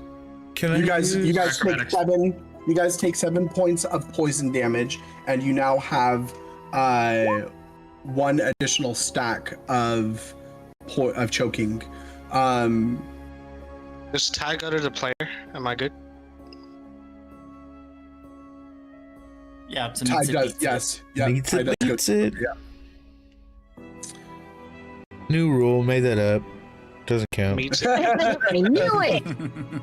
All right, so go back. So back on you, Ren, and you, William. Just as the hammer comes down, and Ren, I would say you did dodge just out of the way as the hammer slams into the door. The door cracks open as 38. Open? 41 points of damage that time. Yep, it opens up as the hinge falls off. The door slams, and the poison starts billowing out into the surrounding area. You guys are now free from this room. You see Ridley just land on the stairs. Bitch. I told you. I told you she was coming. William glares at you. Then bursts through the door trying to get out of the room. Choking. Wait, she did come back? She did. Ridley came back. She's like, go ahead. William does not give 2 shits. We got left in a death trap. Exactly. You needed to anyway. It don't matter if she was coming back. And she'll understand why you did it. You see her grabbing the coin, holding the coin in her hand, panting down, her face red, her face is wrecked. Whatever composure she originally had, it's gone, and she's panic-stricken, horrified. She sees the smoke billowing out as you guys are pouring out of the room, hacking and coughing and hacking. Yep. Fucking dying. And she's like, get out, get out, get out. As soon as everyone gets out of the room, Stolos will turn And you'll see as his grimoire kind of begins to flap open as these constellations come pouring out. And he will cast Erupting Earth to more or less seal the door that was just broken. So the, so the gas doesn't pour out. Did she open it? I thought she opened it. No, I opened it down. Okay, Yeah, okay, William thank broke you. it down. Thank you. I opened it concussively. At this point, he you found guys the best key. And I am going to go walking around and I'm going to start jabbing people in the leg. Why? Why is something like that in the monastery? Boop. It's for protection. Keep the secrets protected, of course. Yes. And Ren starts pointing at Stolas. Secrets protected amongst. We are The keepers trusted? of knowledge. So I jab everybody in the leg with the antitoxin. Oh. Theric, were you living under a rock as a child? Did you never hear stories of monks? William And is William! She's gonna turn. Oh, perfect. She's gonna swing around and point her finger at William. This is an old monastery. This is not replaceable. You shouldn't. And neither are any of you. Well, thank you. However, there would have been something on the door that would have let us out without you destroying the whole thing. We don't know what other relics were in there. You've got other doors into the room. I'm not apologizing. I regret not. You don't have to apologize. and he turns around and he storms off. This conversation's not over. Right as you guys are doing that, you see two monks storm down the stairs running, and they say, "What the hell is going on here? Speak! What are you doing down here?" Excuse me, monks don't curse.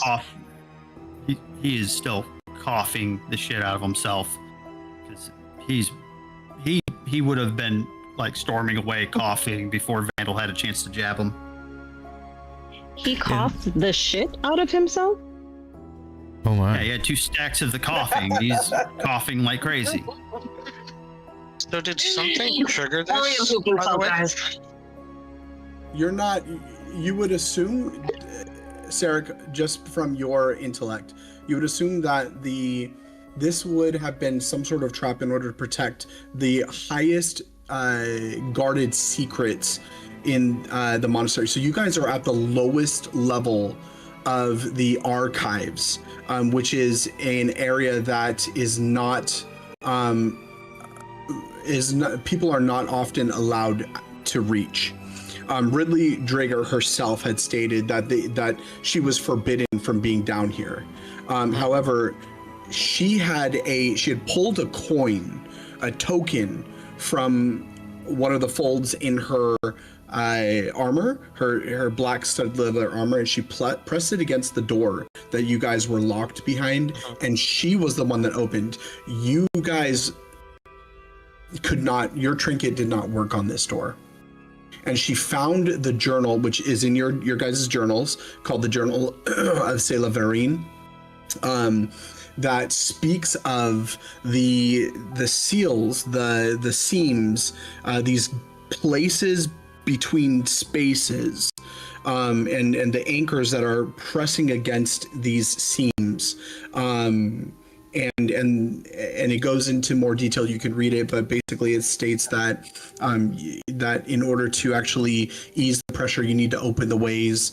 And so she had handed that journal. You guys asked where it was or where she found it, and she took you to the place where she found it. She closed the door on you, and this seems to be some sort of trap that was triggered because a presence was felt within this area that did not have the correct protocols necessary to reach this area. Okay, so when you say she shut the door on us inadvertently by leaving, it shut the door with her presence not being there. I get Right. it. So it wasn't her fault. It was Okay. She's not even supposed to be there though. me knowing. So Yeah, how is but it she's what been did she able say to when been she in was here? leaving? I'm sorry. It sends the key in the room. If the key's not in the room, then it will lock. No, I know. What did she say when she was leaving? Oh, that Why you didn't guys she stay in? Well, she stated that she was going to go back to her room. You guys were investigating the area more, and then she popped her head back in as she was closing the door and said, "Oh, by the way, I was never here." Basically.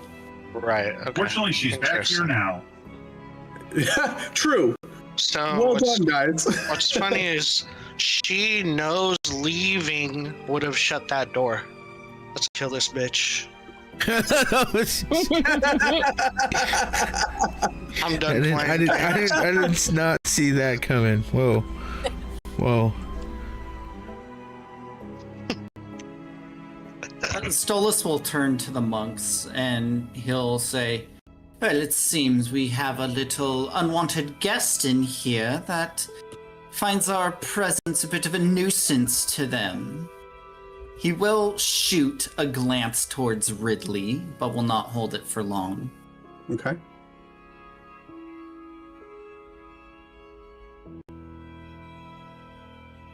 We need to speak with the masters. Quickly, go summon them.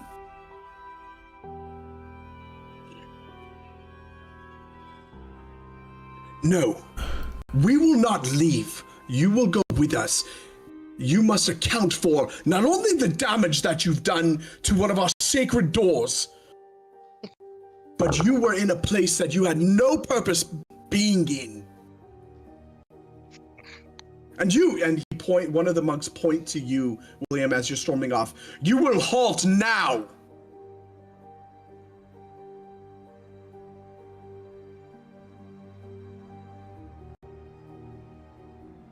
The fury that is in his eyes as he turns and he stares. As he puts a hand on his chest and cleanses himself of the poison. Golden energy wafts over you, William. Give me an intimidation check.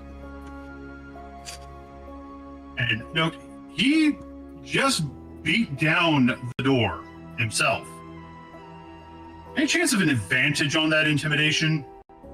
Also, if these guys have any idea who William is with all the training with the monks that he's been doing? You do have advantage, and also the big fucking horns sticking out. Exactly, that part. I was just gonna say that. So in the meantime, Sarek's gonna walk up to the monks. I'm terribly sorry for this inconvenience. We merely were just exploring. We didn't know we weren't supposed to be down here. And Sarek pulls out his token or badge that we have. Mm-hmm. We all have one of these. We just didn't know we weren't supposed to be down here. As far as the mess you're seeing, the door, I mean, it's only explainable by you can check us. We have nothing. We have nothing. We were just down here looking around. And we sincerely apologize. We were only trying to help. You asked us for our help.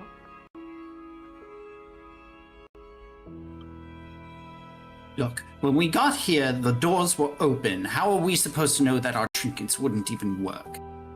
That's why we had to break the door down. Huh? I got it automatic. Tarek fluffs open his cape just to expose and show there's additionally nothing on his person. If we didn't break it down, we would have died. We were suffocating.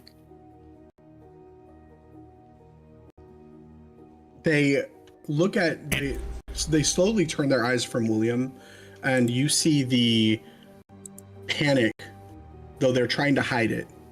They're not doing it well. You see the panic in their eyes. Because you think one of them left it open? They, as you're explaining, they because they see the multiple legs that William has. No, not legs, just horns. Yeah, Zin has the multiple legs and has climbed up the wall and is looking down from up the wall. Spider legs and extra tail. Yeah. Two Charles, when did you get here?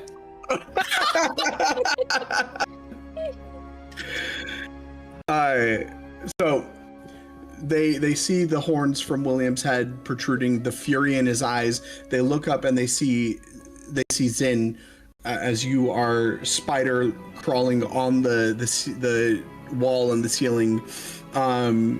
They have taken the whole of the site in, hearing you, Stolas, explain, and hearing you, Sarek, as you brandish the token, and you, Mia, as you explain that you were only trying to help. And then very, very softly, William. He's not approaching them, but just loud enough for them to hear. He goes, "No work of stone or artifice is more valuable than a life. I will smash any and every door I have to make sure those I care about live." And Sarek puts his hand on one of the monks. "And that goes for you too, brother."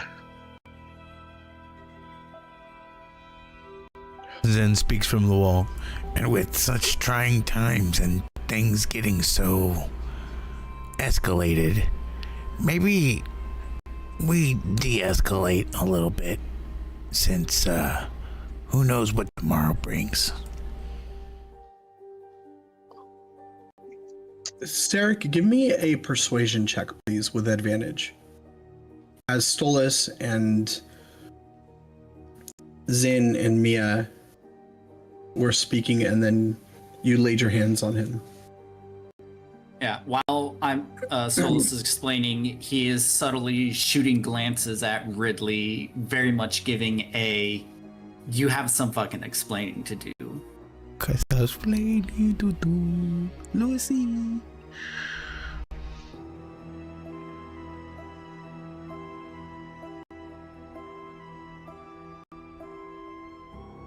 Stolas, give me a perception check, please.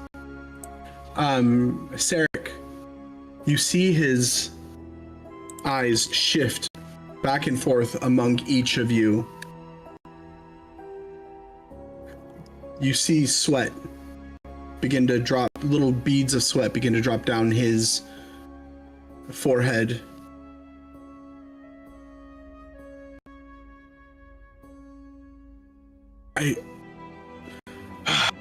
Look.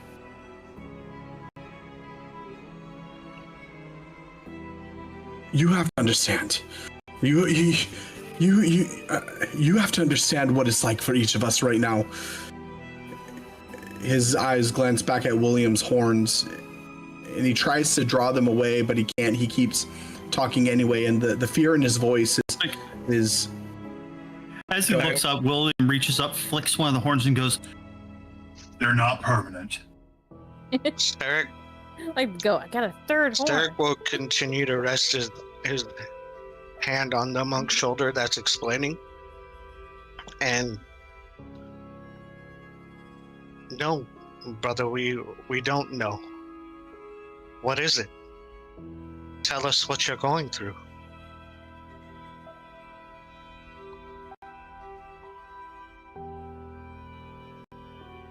Hold on.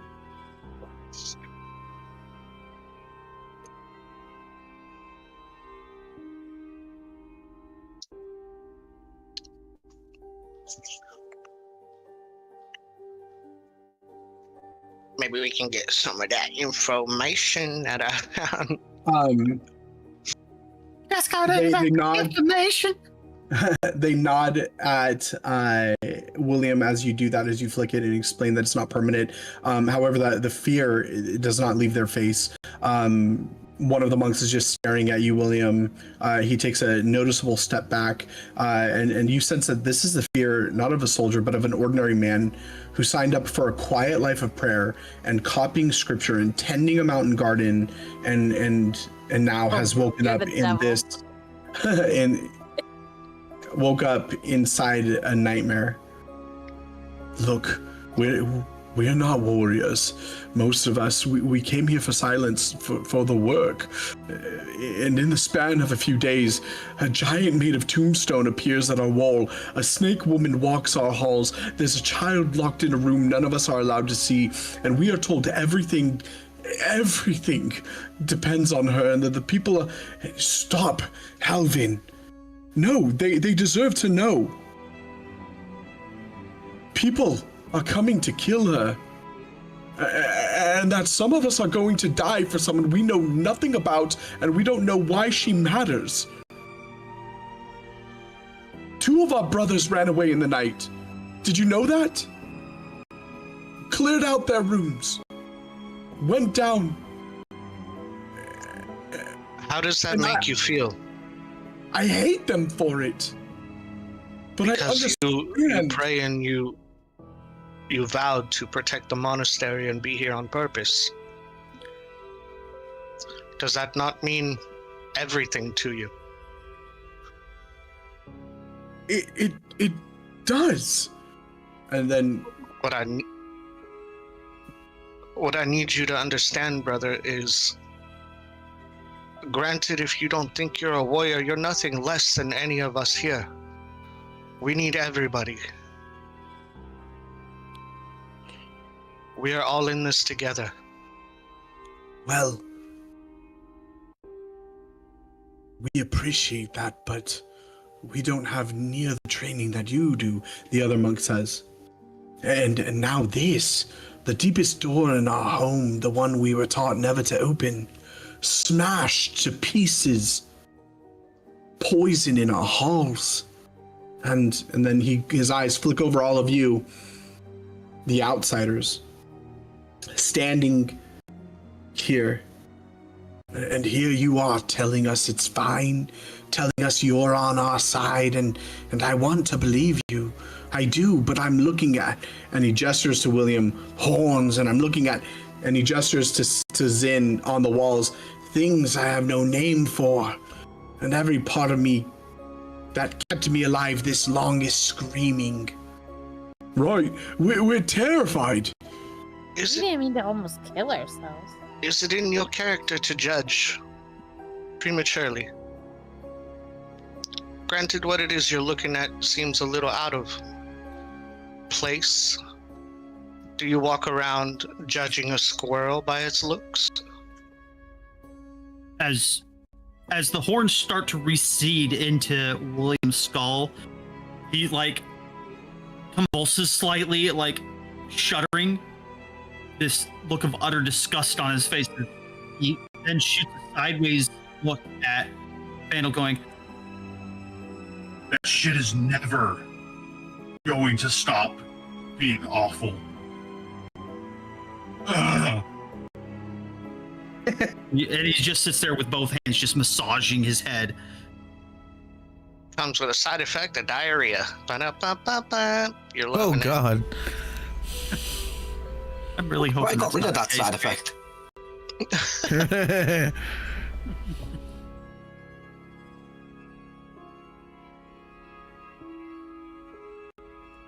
So yes, I do warn Zin to grab onto something, because if he's climbing a wall right now, he will lose the ability to be climbing and fall. What? Huh? We're using the spider. Yeah, it's wearing off the serums. Going bye. So Zin wraps his tail around a sconce, his hand grips a freaking shelf, his foot hand grabs another's part, and the legs go away, but the monkey man stays on the wall. As they rescind into you. Cracking. Tails receding away back into one tail. And then one of the monks, Halvin, who the other monk introduced him as, his voice breaks, and then he studies it, and he says, "And that? What do we do with this?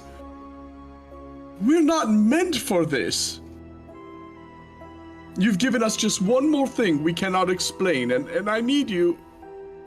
I need you to tell me slowly and truly what's happening, because I don't know how much more. It's okay. You said it right there.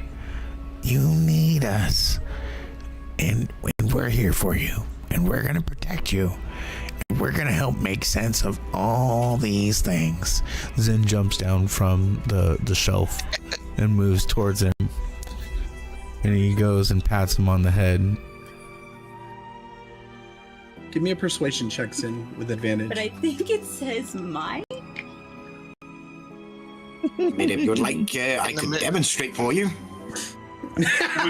When you say that, William is going to take a ready action command for the command spell. In the midst of this, Sarek would like to continue a part of the conversation. Yeah, please. So, explain to me, brother, if this is such a sacred area, where's the protection? Oh, we're merely just walking around down here. Can you explain this to us? You're down here. We're down here.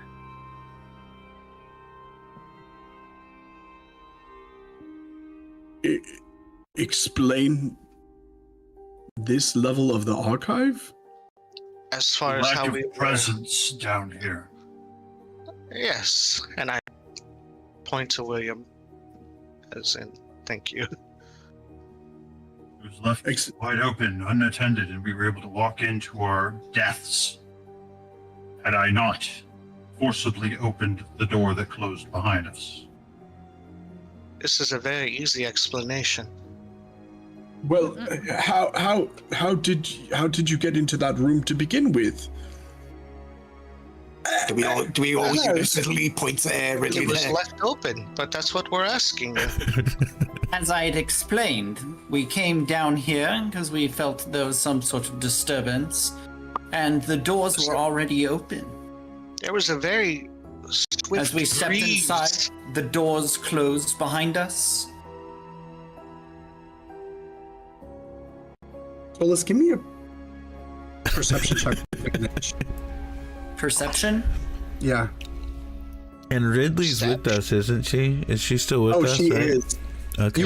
We watched as he Double nat 20. Oh my god. I'm taking a shot. Hey, roll another d20. Just do another d20. Because if you get another nat 20 in a row, you win. You win live. Dang. We could have just finished the campaign right there, but no.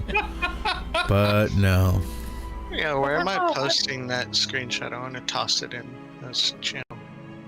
Yes, please, somewhere in the Discord. Any which every dice and bots. Yeah, there you go. Double nat 20.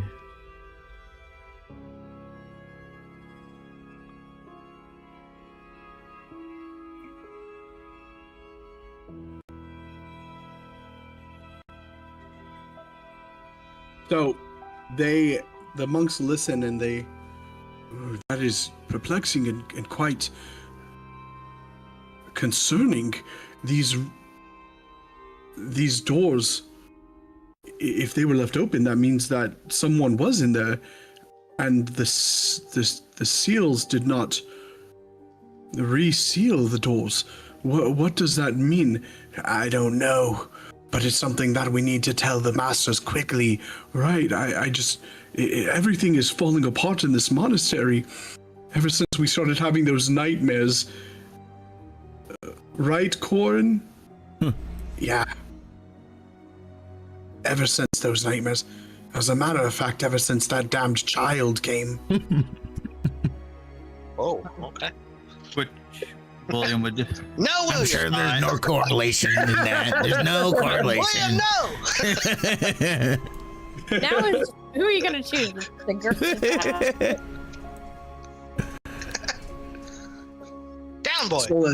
Stolas, as you said that and as you lied, Very gracious. Ridley, very, very smooth. So smooth.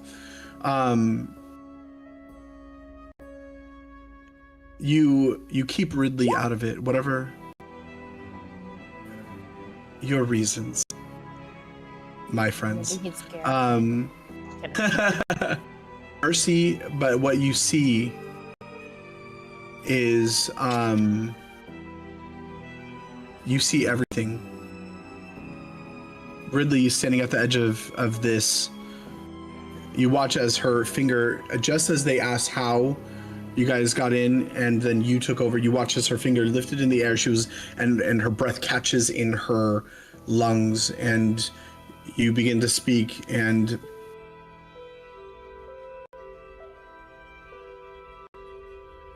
you watch as her face does a sequence of things in the span of a breath. And you catch every single one of them. First, confusion, a flicker of it, genuine, because she braced for the opposite. She was standing there waiting to be named. Every muscle was set for her accusation, for the monk's weapons to turn on her, for whatever that she was going to need to deal with in that moment. She made peace with it, but you did not give her up. And then confusion.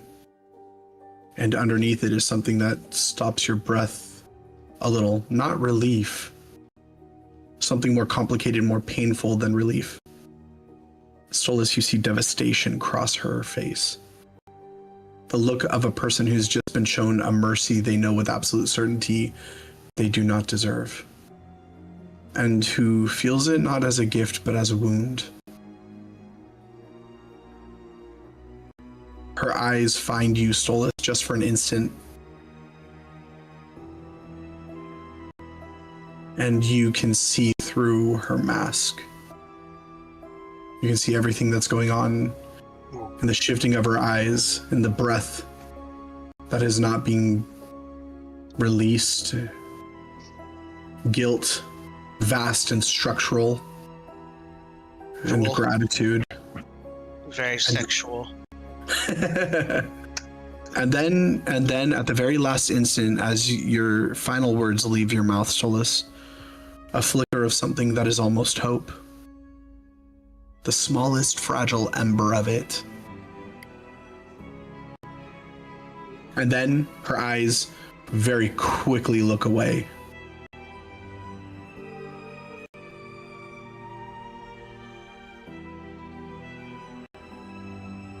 And her face is still pointing at you, and you see her mouth. Why? And then she turns and she starts walking upstairs.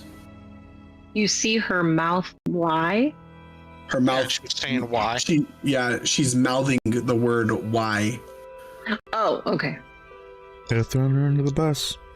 I think we should have. Oh, Ridley! What a coincidence! We were just about to ask for you over your sending stone. She freezes. She does not turn around. The monks look as you speak above their heads, and they look at her, and they look back at you. Stolas will kind of shift his way around to kind of put himself in a straight line of sight with Ridley as she's trying to make her escape. We were supposed to discuss the research into the void shards, were we not? She turns on her heel and she says, I'm feeling a bit peckish right now. Perhaps we could do this another time. Oh, nonsense. If peckishness is all that you're feeling, worry not. I'll reach into my bag and I'll pour her a cup of coffee from one of my good berries. It's the best part. Please, take this. Good berry for all of the day. Hungry? Are you feeling Wait. peckish? Yeah. Folgers, sponsor us. Right? Or we'll do Snickers. You're not yourself when you're hungry. Here, have a good berry. Oh shit, yes! Oh, I have a question. Yes. What's your question? I'd actually like to roll perception. Go ahead. And as I you're want to rolling- know. Yes, thank you. I was going to ask, what are you looking for? What are you- I'm paying attention to the monk guards and like if they actually see her. Mhm. How do you say? I got a 23. Not just if they see her, but like I'm questioning if she's real. They do. You can see They their eyes. acknowledge her. Yeah, you can see their eyes Okay. land on where she is. She begins to descend the steps as It's Solus just Ren offers out. paranoia again. Question: does it maybe kind of sort of look like she was coming down the stairs the whole time and then maybe turned back, like maybe she wasn't down here, or was it clear that she was with us the whole time? Oh no, it was clear that she was with you, as she was already down there when the guards arrived. Gotcha. She descends the stairs and the guards look at her. There's a bit of confusion on their face, and they look at each of you and they say, Corvin, oh yes. I believe that it would be best if we went ahead and did our report, turned it into the masters. And then Halvin looks at each of you and says, please understand, we must report this.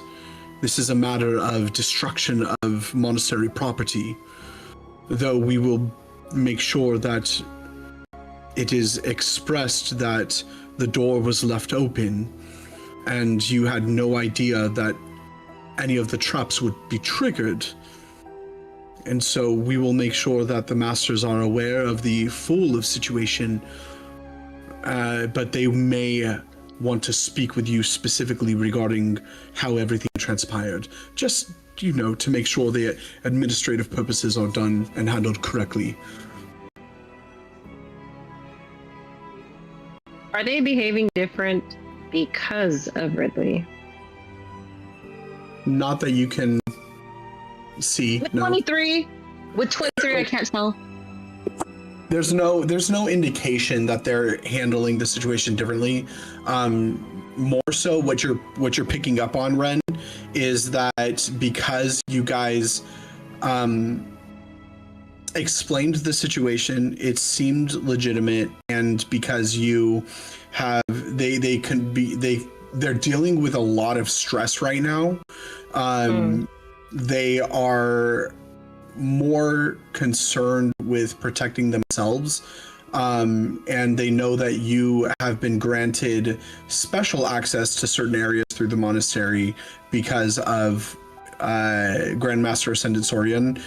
So there's a level of trust that you already have been granted, and though they were going to take you in, you guys were a kind and comforting ear to them, and you very deftly persuaded them that you are needed. So they're not trying to get you in trouble as much as trying to cover their own asses. Okay.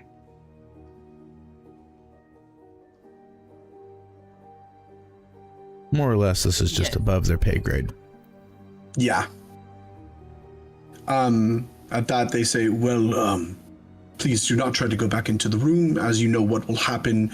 However, we must fill our reports and turn it into the masters, and they know how to contact you in the event that they need to speak with you. Please keep your Don't worry, I'm keep never yourselves down here. Oh, thank gods. Okay, good.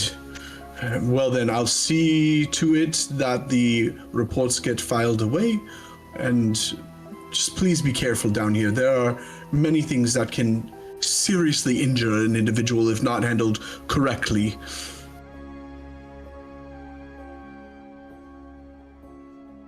And they begin to leave. They go up the stairs.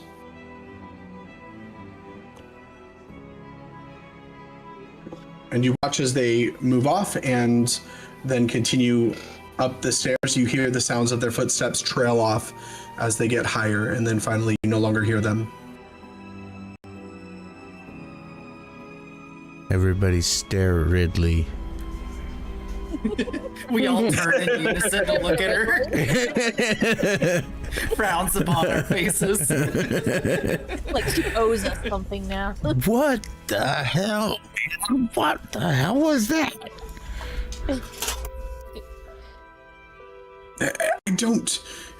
I didn't know anything was going to happen.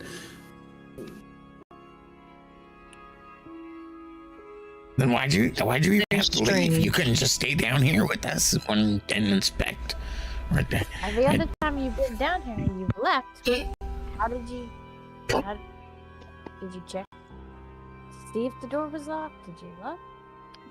Where'd you get that key from? Yeah, you think you could just be a pretty face and run around here and not have consequences with your pretty face? Ren rolls her eyes. Stolas, you stay out of this one.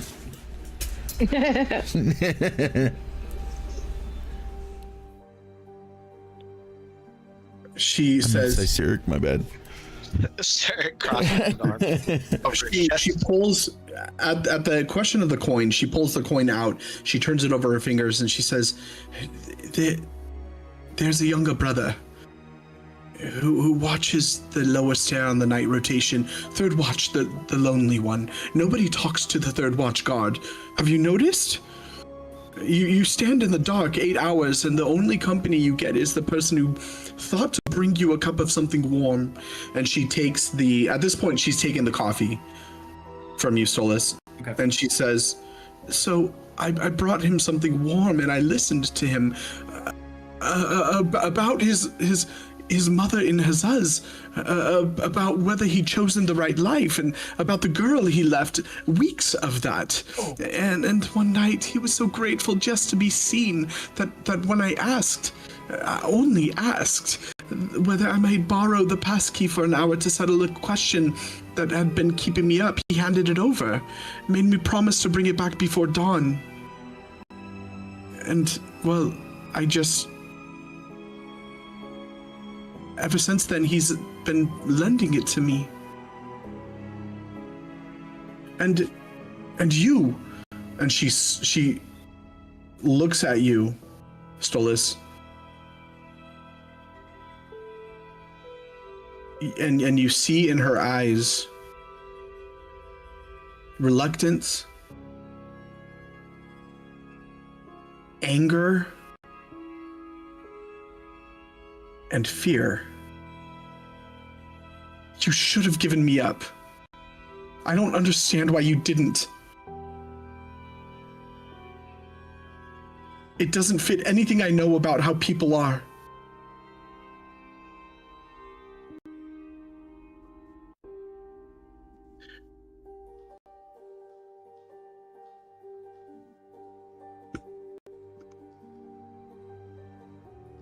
What reason would we need? Why will you have information, do you not? Why would I give you over? Why would we give you over to the monks just because? To do what? Have you be thrown into a prison? Make talking to you that much more difficult? There's a larger puzzle going on here, Ridley. And you may have some of those pieces.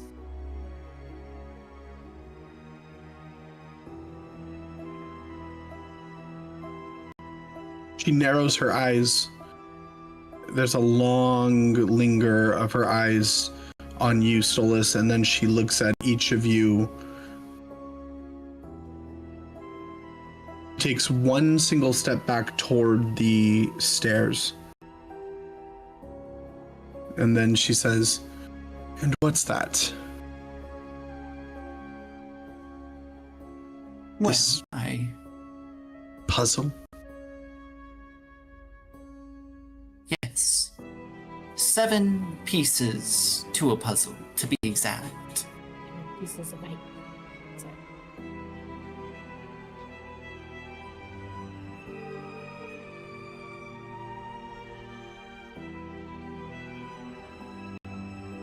And if the stars have told me anything, his eyes will kind of narrow on Ridley. You have one of those pieces. There's a bug.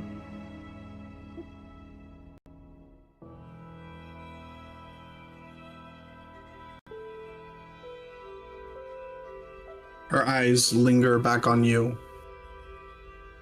And what would that be?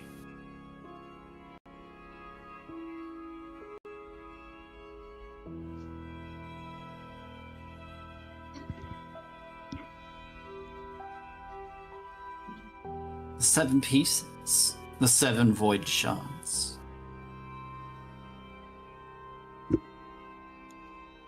Tucked away in a pocket, perhaps.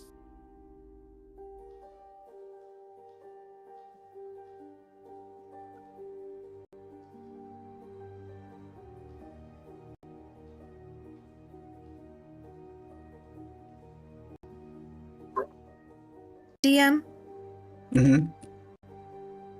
may I roll that wisdom save? Yes, you may. If I fail, am I allowed to use my only inspiration? Yes, you may. Ridley looks at you. There are 7 of them. She is still. Her body is tense.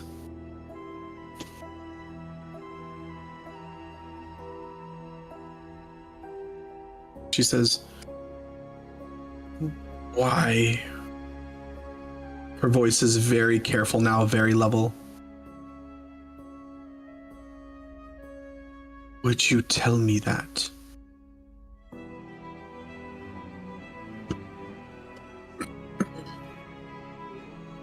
Well, as a fellow scholar, information is key.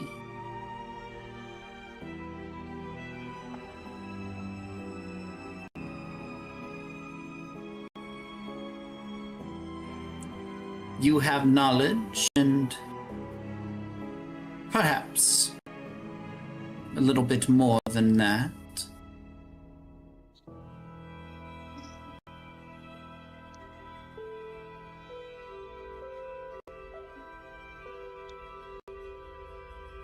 There's no reason to sour a relationship that could be ever so prosperous. Besides, what would you have to lose?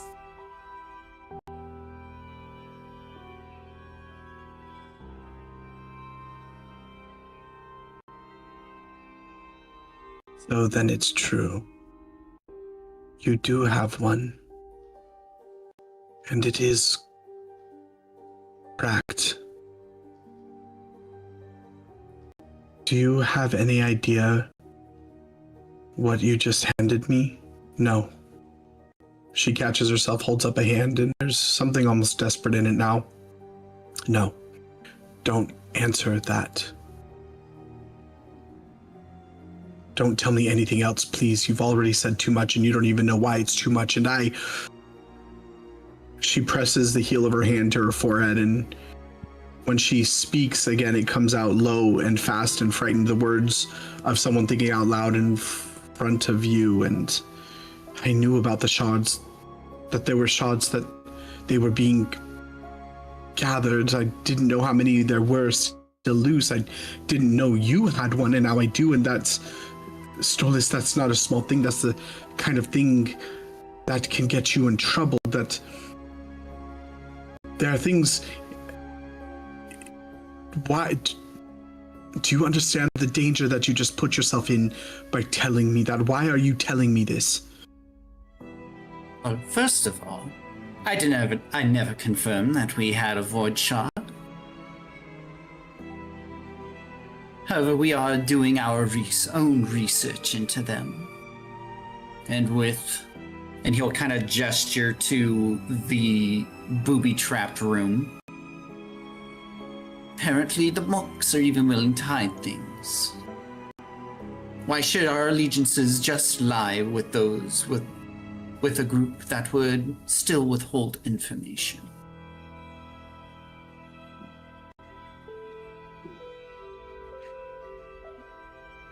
You know what they are.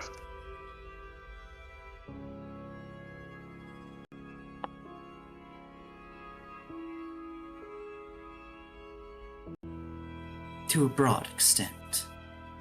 Anchors that tethered this world to the world of dreams, other realities, the fabric of the very universe itself. Yes, but it's more than that. Here's what I can tell you. Whatever you have, that one shard, it's worth more than the child, more than this monastery, more than every life inside these walls put together. Because the child is one anchor, and anchors can be replaced. Another is born, the world grinds on, but the shards don't come back.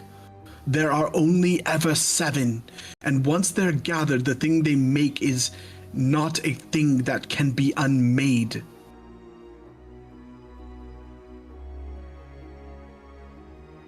And where does the Ember Core come into this?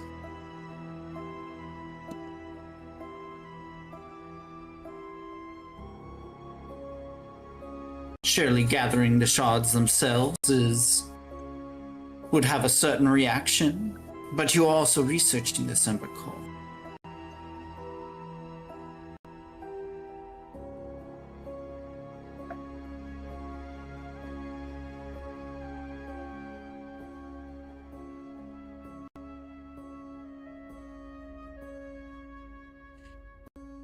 She looks at you for a long moment.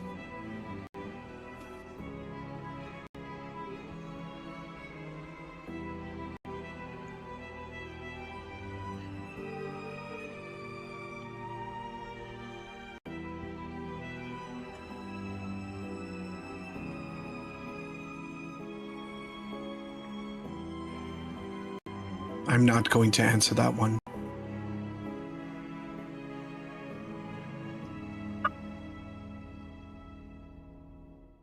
Oh, really?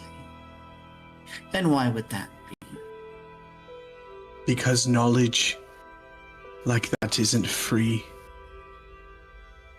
You think of it as information, a fact you don't have yet, a gap to be filled.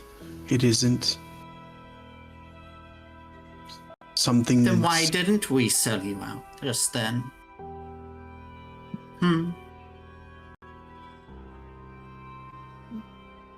Yeah. Quick to That's skip actually over good. the fact that we just saved your ass.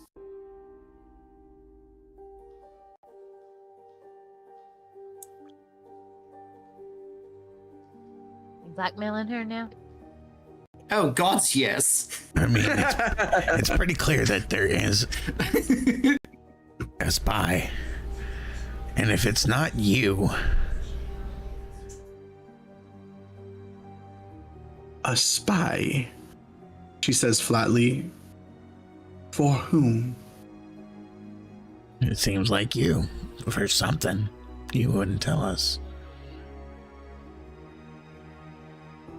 You want to know my motive? Here it Everybody's is. got one. Yes, that's true. And this is the same one I'll give you sober or dying. The wall between this world and the dream is failing, not someday now. You felt it, your child upstairs feels it every time she closes her eyes. The undying started dreaming after 2,000 years. I'm trying to understand how this seems closed before every one of them tears at once and takes all of us with it. That is all I've ever been doing. I chase the books nobody else will touch because somebody has to and everyone else is too frightened of what they'll learn. You can decide I'm your enemy. It won't stop the wall from thinning. It'll just mean you did it without the one person in this monastery who's actually read what's coming apart.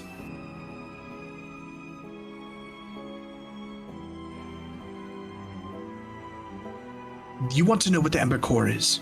You want to know what these shards are. The shards make a door.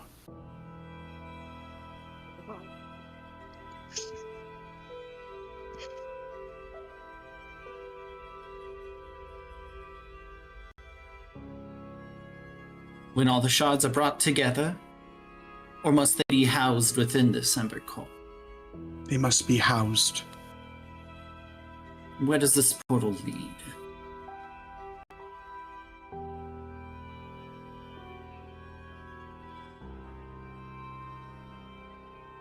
It's a door to the ultimate energy. It allows you to become a god. I've been studying the Midnight Eye. They want this because with it, you can stop all death, you can stop all sickness, you can stop all hurt, all pain. This is primordial invention. Before the very seams of creation were ever tallied together, it grants eternal life. It grants full healing. Think of a never-ending healing spell placed upon all of creation. An eternity free from death or sickness or sadness or violence. Never more will a child fall and scrape their knee. There would be no pain. There's no scrape. Never more would sickness take a mother from a child or a child from a parent. Never more would there be any anguish. That is what the Midnight Eye is after. And that Ember Core, those shards grant that access.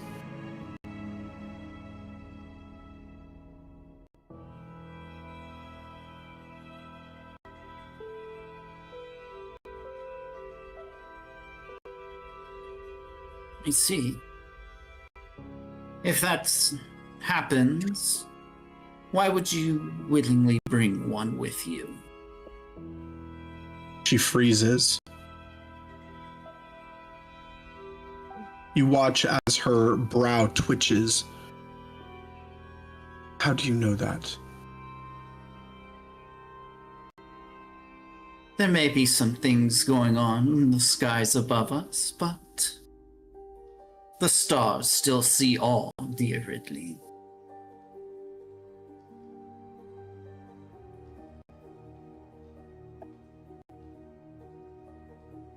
Above, you hear a bell.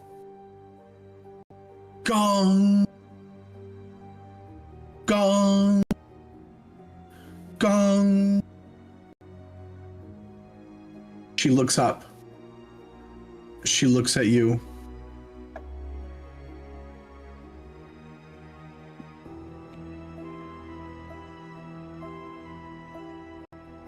She disintegrates. No. You watch as she vanishes in silver effervescence. Rid was right. I freaking knew it. She's a ghost, guys. Oh my gosh. And she appears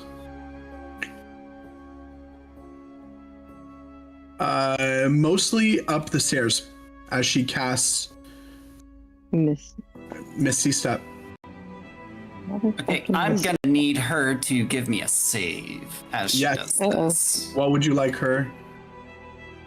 Let me post it up. You know what? Let's go a little hard here. I'm gonna need her to give me a wisdom save. I'm casting this at level 3. Oh, that's it. Okay. It's just gonna be at level 2. Ooh. I'd also like to lunge and sprint and do whatever I need to catch up and try and grapple her.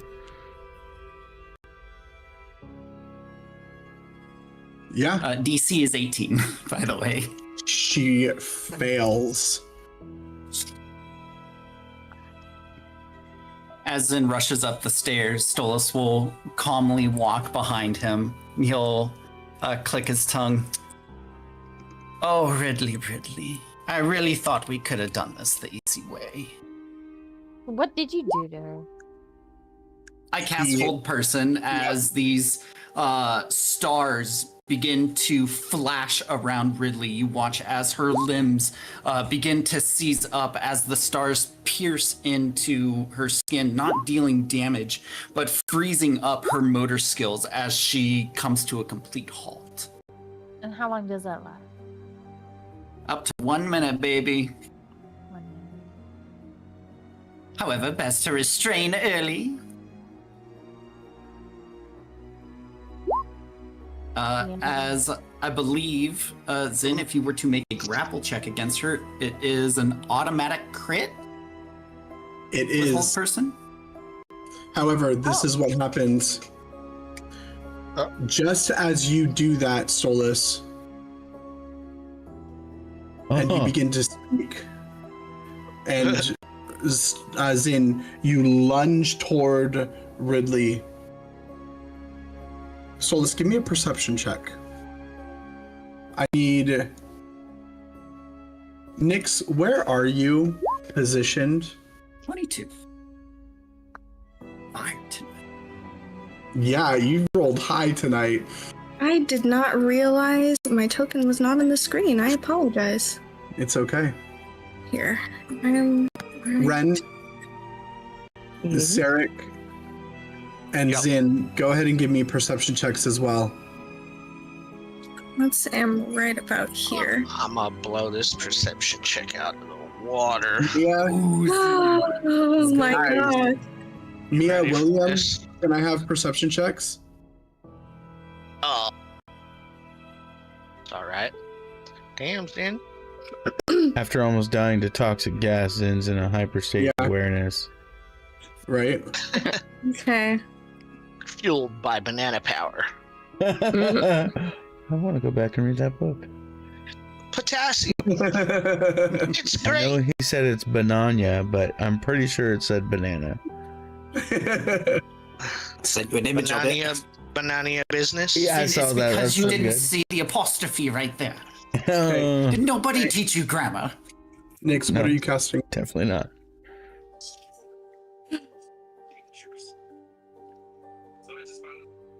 What is going on with this perception check?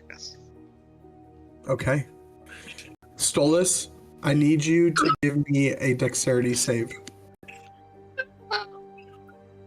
Dexterity save. That's gonna be a 10. Why? As suddenly bones from the ground shoot up from behind you, Stolas, and pierce you. The bones pierce through the earth and pierce you as each of you watch as Nyx, eyes glowing red, thrust her hands in the air. The spikes respond in nature, and she casts bone spikes on you, Stolas, as they pierce through your gut, through your sternum. Whoa. And what? You take 2 points of piercing damage. Ren, restrain her. Oh, there's no way you did it like that.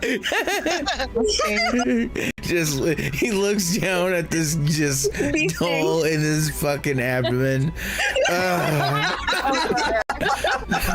Like body doesn't even turn, just head rotates 180 degrees. Ren, restrain her. I'm kind of stunned. That was so shocking, even my computer shut down. What the heck is going on?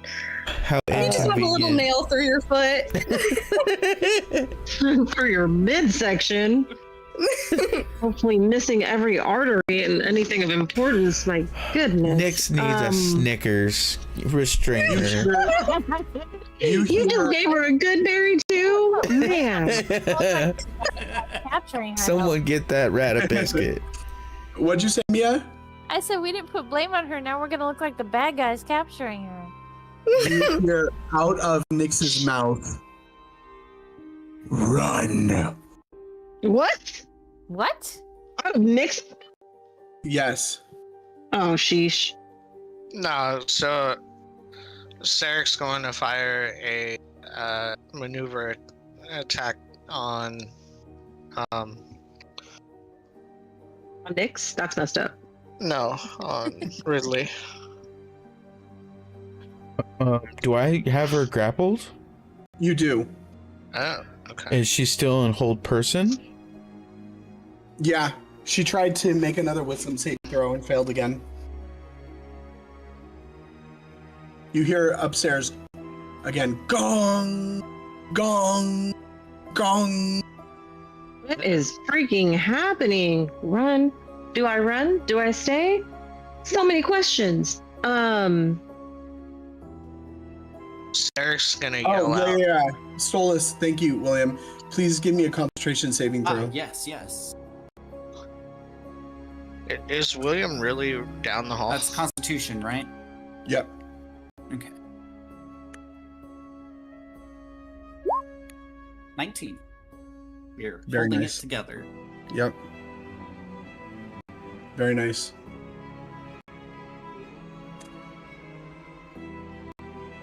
All right, you guys have her grappled. She's still in hold person, and you're firing.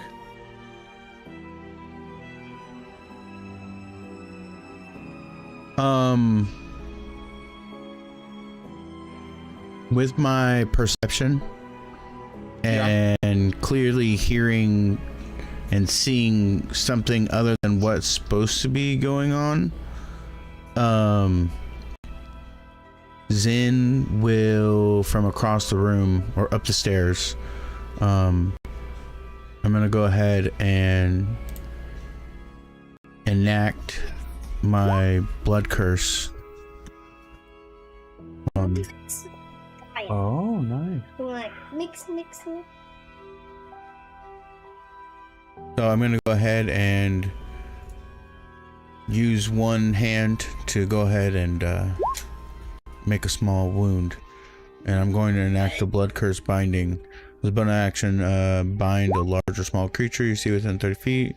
Must make a strength save on throw. On failure, the cursed creature's speed is 0 and can't use reaction until end of turn.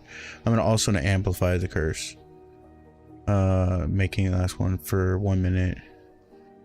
Any size, the cursed creature can repeat the saving throws. But yeah, I'm pretty much going to be trying to restrain Nyx to stop her from doing anything. You're restraining Nyx? I mean, isn't she the one that just casts on... Yes, she did. I thought you were restraining Ridley. Ridley's already being Ridley held cast by that. held person? No, Yeah, but Ridley she can didn't still break cast out. it. Did Ridley cast it? No, it was Nyx. Nyx casted it. And I have my little monkey. grappling. I have my. I'm staying over here. I'm not moving. I can cast this with anyone from 30 feet. Is it more than 30 feet? I mean, I can be with, I can turn around, I suppose. Do we have a third No, person? do what you want. Monster? Because I got hold monster. So that I can still be grappled on Ridley. Stolas has hold person, and I am now binding Nyx to stop her because she's gone and lost her mind. So you see Zin reach out with his hand, dripping with blood, as his eyes embolden and crack red with crimson lightning and fire, and he reaches out towards Nyx and tries to restrain her with blood curse of binding. Okay, as you do so, and just so you know,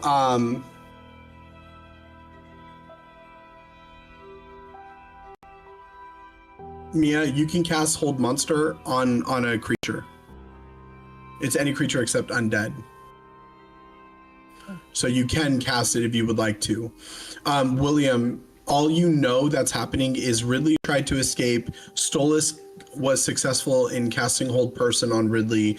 And then Nyx, a deeper voice came out of her vocal cords. Her eyes are glowing intensely red, and she is now attacking you guys. Specifically Stolas. Stolas. I was gonna say. Nyx is attacking Stolas. Just as, huh? And said that's her person. Just as Zin, you cast Nyx, you watch as Nyx's hands come up, her left elbow jutting to the sky, her fingers pressed forward, and then she thrusts her hands both in, almost in like palms facing each other, gesture forward, and you watch as these black tendrils reach out from her hands, fingers, into Stolas's head. Stolas, I need you to make a wisdom saving throw against Nyx's spell save DC, which is 16. So I'm guessing the other hold didn't work then? The hold worked on Ridley. Nyx is the one attacking. Yes. Oh no, but Zin's blood curse of binding I meant. Did that not work? Oh, he tried to do it, but she's technically out of range, I think. But I then cast my rope of entanglement on her. Can we get initiative? Can you do that? Yeah, initiative, so you go see which order this goes Just in. so we can see. Come on, 20, 20, 20, 20, 20, 20. It's asking. Oh, I see. I just do that. And just for the record, the amount of love that Ren is feeling because Stolas called out to her versus anyone else in his time of need. She's just completely filled with joy and confusion and a little bit of fear because she has no idea what the heck just happened. What are these dice tonight?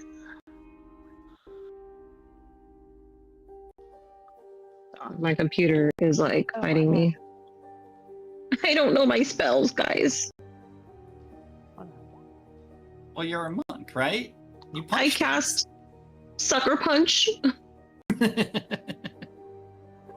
I cast Kidney Shot. Good movie. Wait, all that matters is that it's in the heart. You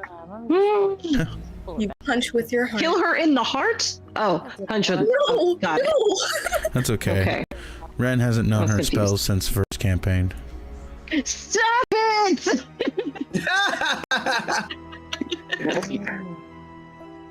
Everyone has their initiative order? No, not me. No, my computer's Poo-poo. turning What off. popped up was right in the way on my screen, but I got rid of it. So. At least somebody rolled well. Thank you, William. Thank you, Vandal. Because all these Yeah, my 6s and people 7s and for- 9s, these are Yeah. garbo. Ooh, I got an 8. Ren cast boop on nose. Yes, let's see. Yeah, just cast boop. A vicious, violent boop.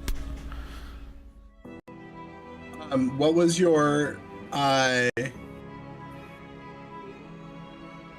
wisdom saving throw, Stolas? It's coming. Oh, you didn't make it yet. Okay. No. Wisdom save. Oh, That's a nat one, no. baby. Where's the inspiration? You got inspiration? I Use do your have inspiration. I'll burn Sir. one. Nope, not intelligence. Wisdom.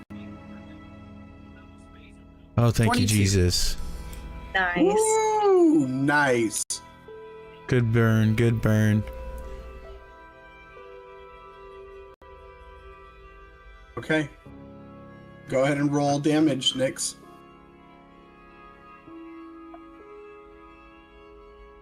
$48.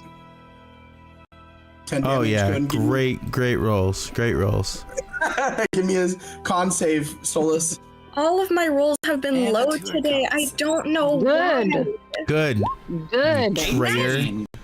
Hell But yeah. I tried to Hell fight it. yeah. I tried Somebody, to fight it. somebody boop Hurry and her. restrain her! You didn't fight well enough. Vandal! Shoot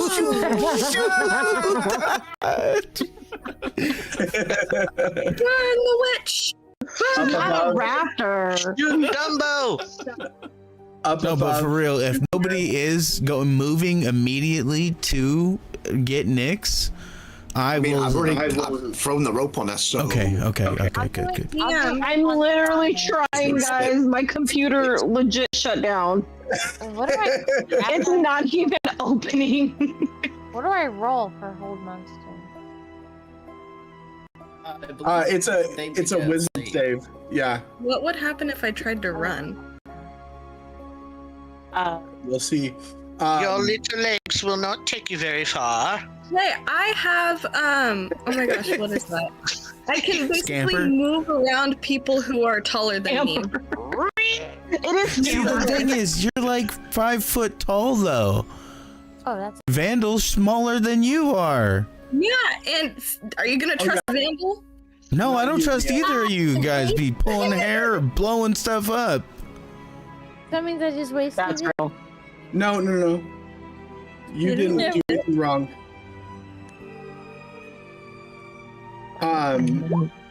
Hit her with the chair. Yeah, so Yes! they get a wisdom save against your spell save DC, Mia. So Nyx would have to roll a wisdom save and get higher than your spell save DC. What's my spell save DC? I believe it's 16. If you go to your spells tab, it'll say up at the top. Oh.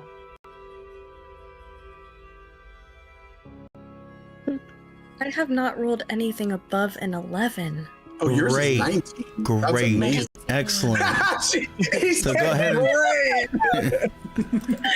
William, what are you doing? Raider.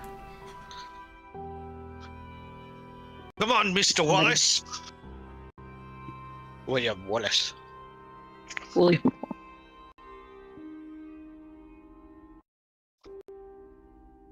I had to open a different computer, guys.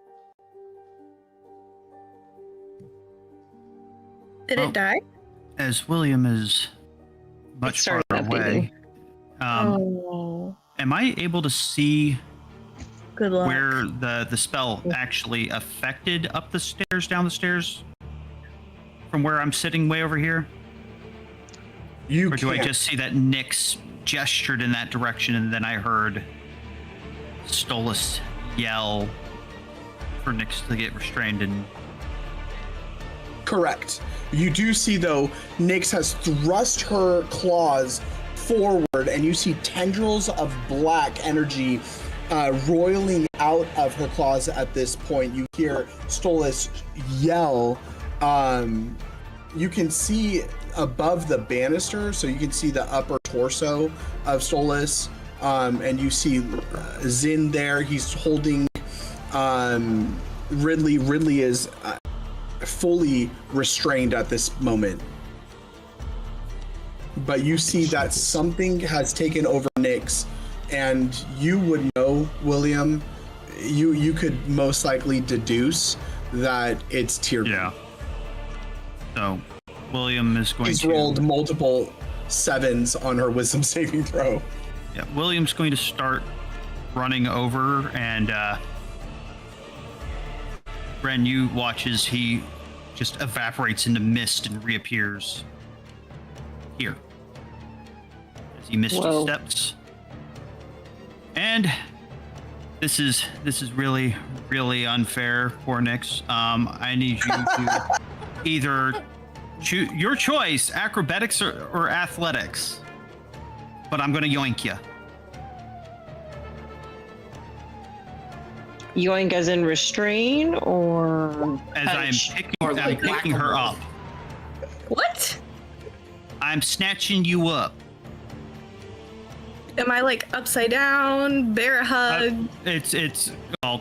I he need you to opens a roll- bag of holding and Uppies, like straight underneath the armpits. I like that. Like Why are you are- snatching her up if we're restraining? As Just in, I'm stop going to her pick from her up and casting walk her spells. away. Like to save her or to restrain her? Both. Saving her from herself. Yeah. The answer is yes. I am picking her up, and then I will be on my next turn removing her from the situation. Go ahead and choose Nick's acrobatics or athletics in response. Because currently, I'm reaching down to grab you. What's your greater? I think yours is acrobatics. Dex. Yeah, it is. Yeah. Go ahead and roll acrobatics. As under Tyrion's control. Yep. She tries to backflip. He snatches her midair. Yeah. I grab her arms, pin her arms to her side, and I lift her up to eye level. Did Nyx pass her wisdom save for hold monster? Oh no. And there is a very, roll very wisdom deep save. side. Oh. All right, so. Well, I failed. Oh, no, yeah, you're paralyzed. So Yeah. yoink. Oh, so easy. You didn't even do an acrobatics. In that case, so that was just to see if I could manage to fish in that 20. So that was still 27 yoink. Yep. Okay, so now we have Nyx on kind of like a hold person and being held by William, and we have, gosh dang it, whatever her name is over here, Ridley, also held person and restrained. Yes. You see piercing red eyes glaring at you, William, and you see Ridley's eyes shifting around as she is unable to move, trying to calculate a way out. Above, you hear again, gong, gong, gong. This is not an alert. This is not a time indicator gong. This is like a repetitive. Like her disappearing again? We're waiting on initiative order, right? To go. Maybe. Was there anything else? Yep, go ahead, William. I will then use the last 10 feet of my movement to walk her this way. Okay. All right. Ren, what are you doing? Ren is going to immediately follow up with William's attack. She's gonna use what is it called again? Flurry of blows. So I'm gonna spend 1 key to do that. She's gonna make. Oh my god! Why is there laughter? She's gonna make an attempt to. I'm sorry, Nyx. She's gonna punch Nyx in the jaw. And then. How dare you? You have advantage with all these. She's held person and restrained. You get advantage on every single hit. That's not Nyx. That's not Nyx. Don't hold back. Yeah. Hit her with everything you got. Jeremy. No. Hey, If get it's Jeremy paralyzed, is it a crit? Listen, if she dies, we'll just resurrect her. She is paralyzed, No, it's so on it would the be crit. crit. It's an automatic crit. You're gonna kill Oh me. my gosh, I love this. It's an automatic her crit fist. if she hits. Oh, that's true. She has advantage to hit, and if she hits, it's a crit. Just remember, if you hit 0, you're not dead. Unless Ren says that it's for lethal, then you start death saves. But if Ren says it's not lethal, you're stabled. Does the song "Mama Said Knock You Out" apply in this? I don't know. Is Stolas Mama? Well, I mean, how many are you I gonna could be the mommy if you want me to. Oh, That's canon. daddy, whatever. You're right. Mama said knock you out. There's a hole still in his sternum and stomach. Oh boy. Okay, so with the second attach, I'm gonna do extract aspects. Okay. So I can analyze Nyx, find out damage immunities, condition immunities, and all types of immunities. Vulnerabilities and damage resistance. So, I think I have to click on something. This one first. Work, damn you! You know, a vet's jaw is the strongest part of their body. Is it really? It's 21.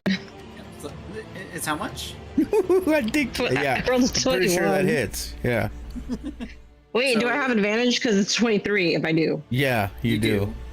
And she Okay. has an It is AC considered of a like a crit, wet so- piece of paper, so. Oh, I think no. you hit unless you roll double nat ones. Yeah. Right. Okay, so this is the damage. 5. And add then another for- D6. Because you hit, it is a crit. Yeah, because of There you paralyzed. go. D6. Slay, queen. Okay. 10. So 10 damage, and then the extract elements. I mean, is that what it's called? I am quite literally. Aspect, excuse me. That's okay. We'll pick you That'd back be up. so dope if I knocked out Nyx, though. It would be. I'd be okay with that right now. 19! Yay! Oh, Oh no. So, like, I punch her in the jaw, and then you guys see me do a series of, like, hand movements on her to figure out what's going on. It's like ninjutsu. To figure out what is going on. She just said ninjutsu. I did. Jutsu? Is it jutsu? Sure, You yes. got this, friend. Databayo. It's more like acupressure, acupuncture. Yeah, she's saying this as she's hitting Nyx. Because are you throwing up like gang signs or are you hitting pressure points? What the fuck is going on over here? It's quick walking. Definitely gang signs. Ren is in Nick's face like, what's up, boo? She's throwing it. She's throwing up blood. So what does that do damage, or do I just find out like what's wrong, like what the stuff is? Believe it does damage. It does do damage. Okay. It does do damage, and as additionally, you get to see the creature's vulnerabilities, damage resistances, immunities, and condition immunities. So you will be able to see Wait. Nyx. The current Is this effect on Nyx of or is Nyx. this on Yes, Tyr? It's on Nyx. This is on Nyx. Well, Oh, who's, okay. Get that Yeah. in your other Who's- D8. I was just trying to If see you- if we could get a little secret sauce in there on Tyrion a little bit, you know what I'm saying? the touch of Through Tyrvin. proxy. Tyrvin's Through touch. proxy, you know? Gosh. Wait, hold on. Is this Nyx's actual like HP 19? No, Yes. Oh, your HP is 19. she's gonna I am- die, guys. I just hit her for 15. Your H- You still have an extra D8 to roll too. Yeah, I told you. Listen, I was at 48. death saves and then I are a long damage way away earlier. from now. Okay, you don't have to worry about incapacitated or Oh falling my over the God. first time. I just killed That's her. really, honestly, it's the best Again. case scenario. Again, Ren, Knocked it's her out. only lethal if you want it to be. You're Wait, using I your have a hands. bonus action. I have a bonus action, right? He's like, but I Hey, do. you have one more hit. Hey, now, hey. Or technically, you're because you have to do a attack before you can flurry. So, technically, mathematically, you still have 2 more hits. Well, that'll teach her a lesson. Okay. I need everybody to look Okay. the other way real quick. Hold your breath, guys, because what I'm gonna do now is gonna completely contradict what I just did. Oh, now you're gonna heal You also have a GM, second I attack imagine. too. Yes. Oh man. Okay, Nyx. No hard feelings. It's Okay, all I'll hard. punch you I again. can cry if you kill her. All the hard feelings. Are you saying this while you're actively punching her face in? Yes. You have no hard feelings? Absolutely. What the fuck? No hard feelings. Sorry. We'll fix that later. Don't worry, it'll grow back. Okay. So I am also in the process of doing my Jitsu gang signs. I'm gonna do Hand of Healing and try to heal her. Oh. Please work.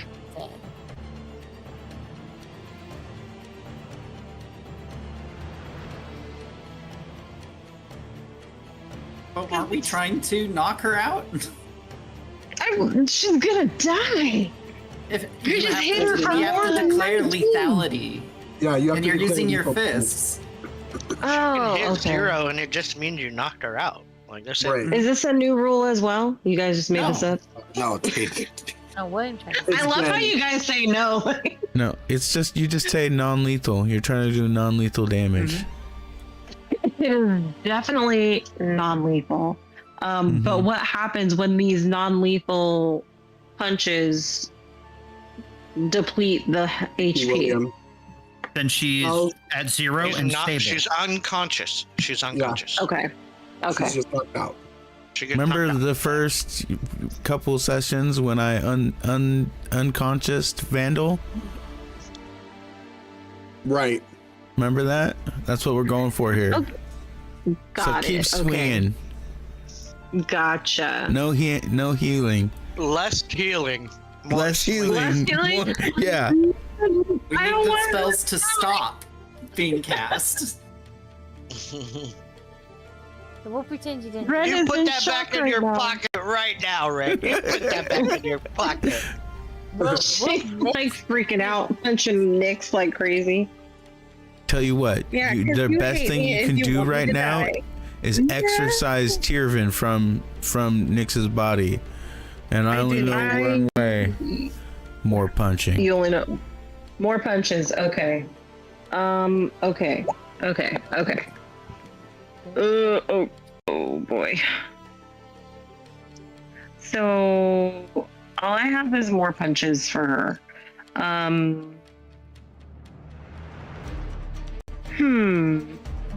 Acupuncture?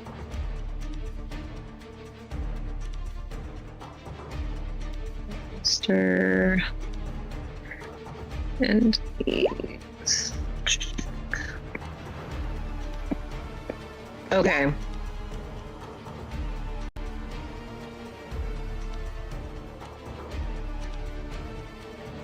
Oh, sorry, William.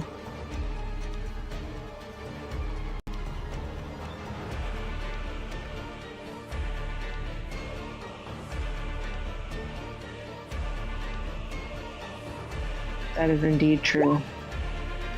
Night, William. Night.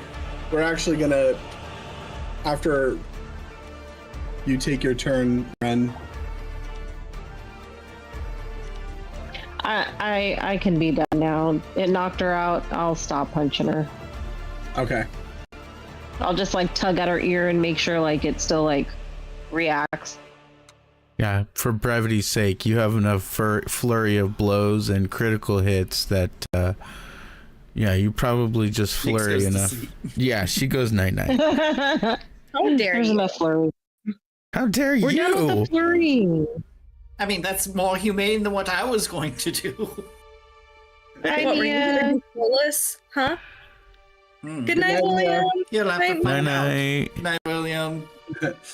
And Vandal throws the rope over there, ties her up.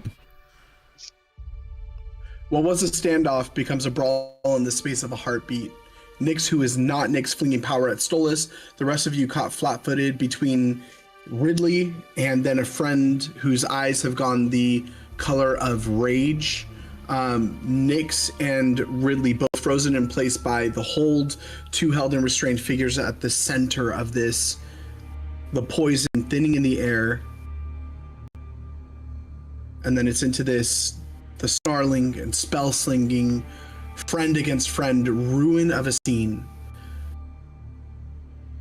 that Master Thadriel turns the final turn down the stairs, holding up a light and stops, taking in the scene around you. The shattered forbidden door, the poison haze, Ridley Drager directly in front of her, locked rigid in the crack, with a rope wrapped around her from Vandal, with Zin holding on to her, the blood that is gushing out of the wounds from Stolas, from Nyx's bone spikes, Stolas still holding the whole person on Ridley, and then she leans and sees the rest of you down below, with William holding Nyx and Ren punching Nyx's face. And the scholar's face goes slack with pure, uncomprehending astonishment. What? We are a special kind of group. Look, What? sometimes we just need to get it out, okay? What in the hells is happening down here? No. Hi and Go welcome. Go ahead, Stolas. Well, you see, we had some urgent business to deal with. We had some lies that we had to sniff out. As you have spikes sticking out of your body. He coughs up more blood. I'm sorry, Stolas, no hard feelings. He's trying to hold it together really well right now. Okay? Can you roll us a performance check, please? How well am I holding this together? My performance is not great, but let's go. He's like hallucinating. He's hallucinating. He's saying this, and actually, all you hear is gurgles.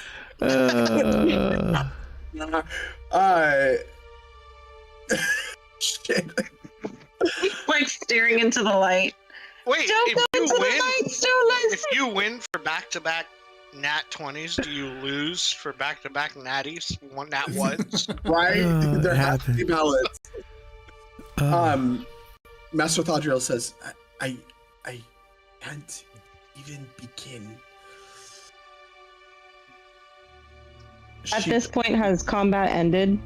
Yes. Okay. I'm gonna try to heal buddy. Derek is immediately running Let her over sleep, let her sleep. to Ridley. No. And- I'm trying to heal Stolas. I'm But disarming it the involves fuck out of Ridley punches, right now. Stolas, so forgive me. You're doing what, Sarek? I'm disarming every possible thing I can off of Ridley. While she's in a hole. No! Nyx! Remove everything from Nyx! As you begin to do that, like, Master Thadriel is completely caught off guard, not knowing what to do with the scene that's taking place. However, she says, listen, whatever this is, whatever's happened here, it has to wait. All of you, you're wanted above. Everyone is. The whole house is being called to the outer halls right now, this moment. The Grand Master, she swallows.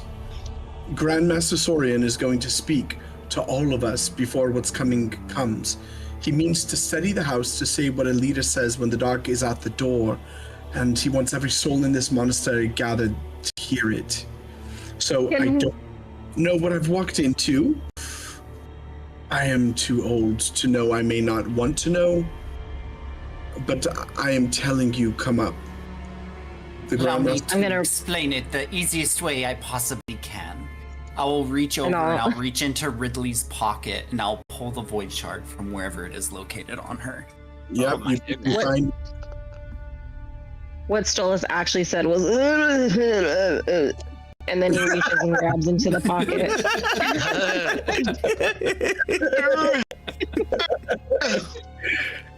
He thinks he's speaking words. And I'm gonna raise my hand as Stolas is raising up the, was it a coin? Well, how long does he stay? Pulling out a void shard. How long does he stay impaled? Nyx is incapacitated. Does the giant bone stay sticking in there the whole time? No, it's dissipated at this point. Okay, I'm gonna run over to Stolas. Now that he is not impaled, the wounds are still there, right? Yes. Yeah. So I imagine you might possibly collapse from the pain, and I'll try to catch him. You stand there waiting for Stolas to collapse. He does not. Oh. As you brandish the void shard. That was a very strange reaction to the fact that one of your party members did not collapse, Ren. She's just, her arms are outstretched. Okay. Scene, yeah. Right. She's like half squat. Yep, exactly. Half squat, arms outstretched. She's like waiting to catch Stolas, watching him and then looking at her arms, looking at him, looking at her arms, like something's gonna happen, right? Master Thadriel looks at the void shard, where her voice drops to something barely above the guttering. Did you get that? Can we I figure look that at out Ridley after the and holes look are at the repaired? Master. In the midst, I of literally this pulled it from her distraction- pocket. Maybe we in the just midst bring of the everything. distraction- Oh, sorry. Go ahead. Sorry. Go ahead. Listen. No. Go. Finish. I've just been trying to. Mm-hmm. I didn't know if John, you acknowledged that I've been trying to disarm Yes, I did. Ridley this entire time, but most importantly, I'm trying to get my hands on the coin that she had. Oh yeah, you find it. There's a small fold that is essentially directly under like her left breast, near her sternum, and you reach into the fold and you pull out the coin. I would like to do that part of it in a sleight of hand. Yeah, it rolls in hand. So that she doesn't notice that as I'm disarming her. I mean, it's going to be a little obvious, but I'm not thinking. I don't want her to directly know that it was me taking that from her. Sure. Actually, do it at advantage as her eyes are now locked on the void shard and she's trying to comprehend. You hear her say, that should be in the vault, behind the great ward where it has sat for 200 years. How is it in your hand? How did she have it? Nicely done, Sarek. You very easily pull it out and make you feign it, looking like you're just searching. And Master Thadriel's none the wiser. Wait.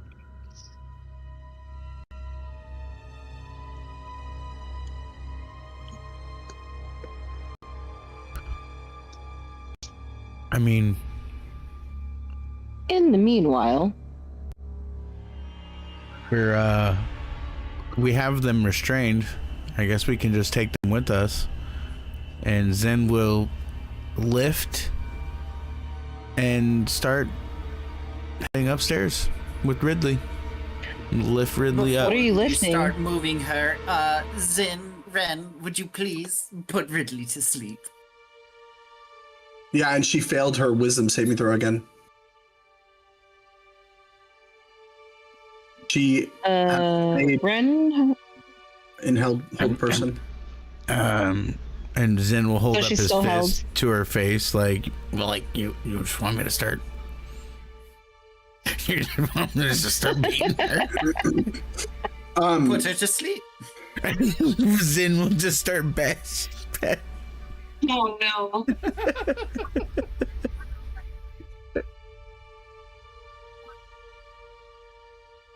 Look, if she can blink out of here, who knows? I might not be able to stop her if she does it again. Best bet, put her to sleep. Then we can get answers. Are you like dripping blood? What about this? No, he's kind of like holding his side. Can Zin like he's restraining her by the wrist. I want to make sure that she can't use any hand motions, and I also want to go ahead and cover her mouth, wrap my tail around her mouth, make sure she can't make any verbal commands. Essentially, trying to stop her from being able to cast.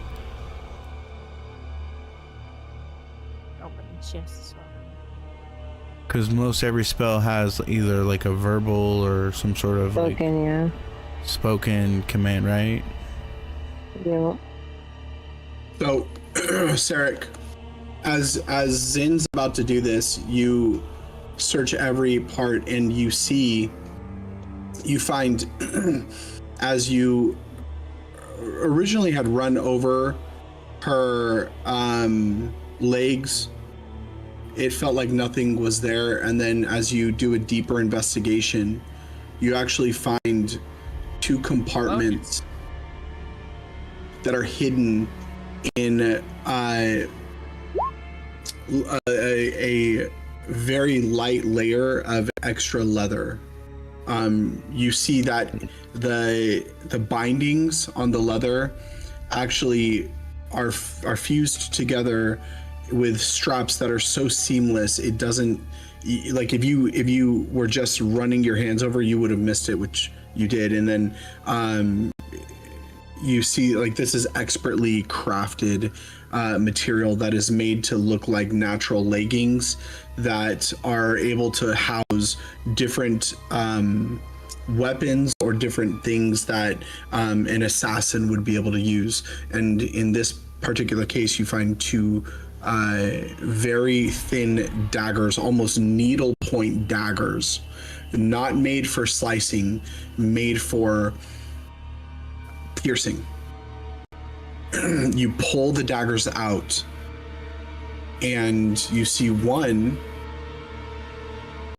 is made of this material that almost looks like glass, but is not. And it is incredibly sharp.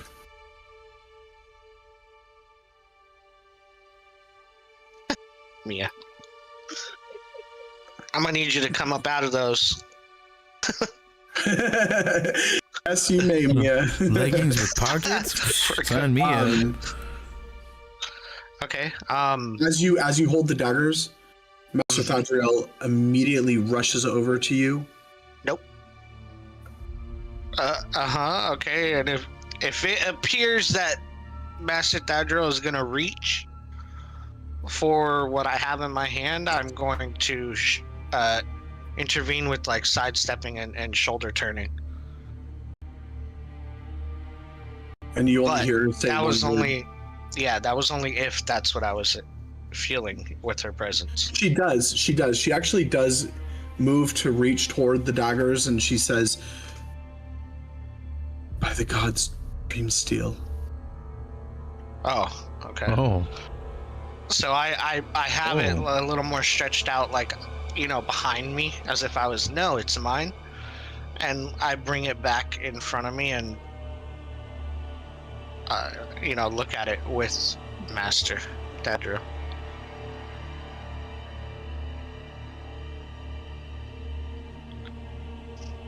Above you hear again.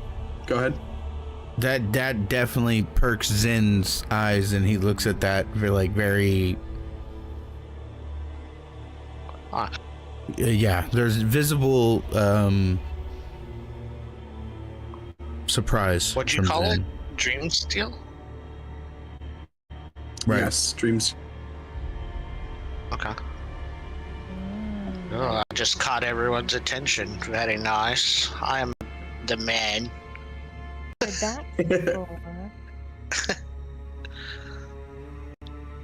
Okay, so that's one of the daggers, you said? It's both of them. Oh, 2 of them are that. Okay. I don't even know exactly how to react other than think I'll be holding on to these. As I'm like taking it in as like, oh, what a nice little find. Damn. That's she's trying to roll out. Nice. Yeah. Yes, she is.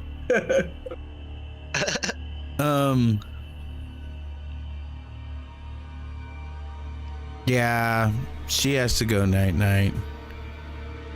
Sorry about this. And Zen will start, just plowing in, just jaw,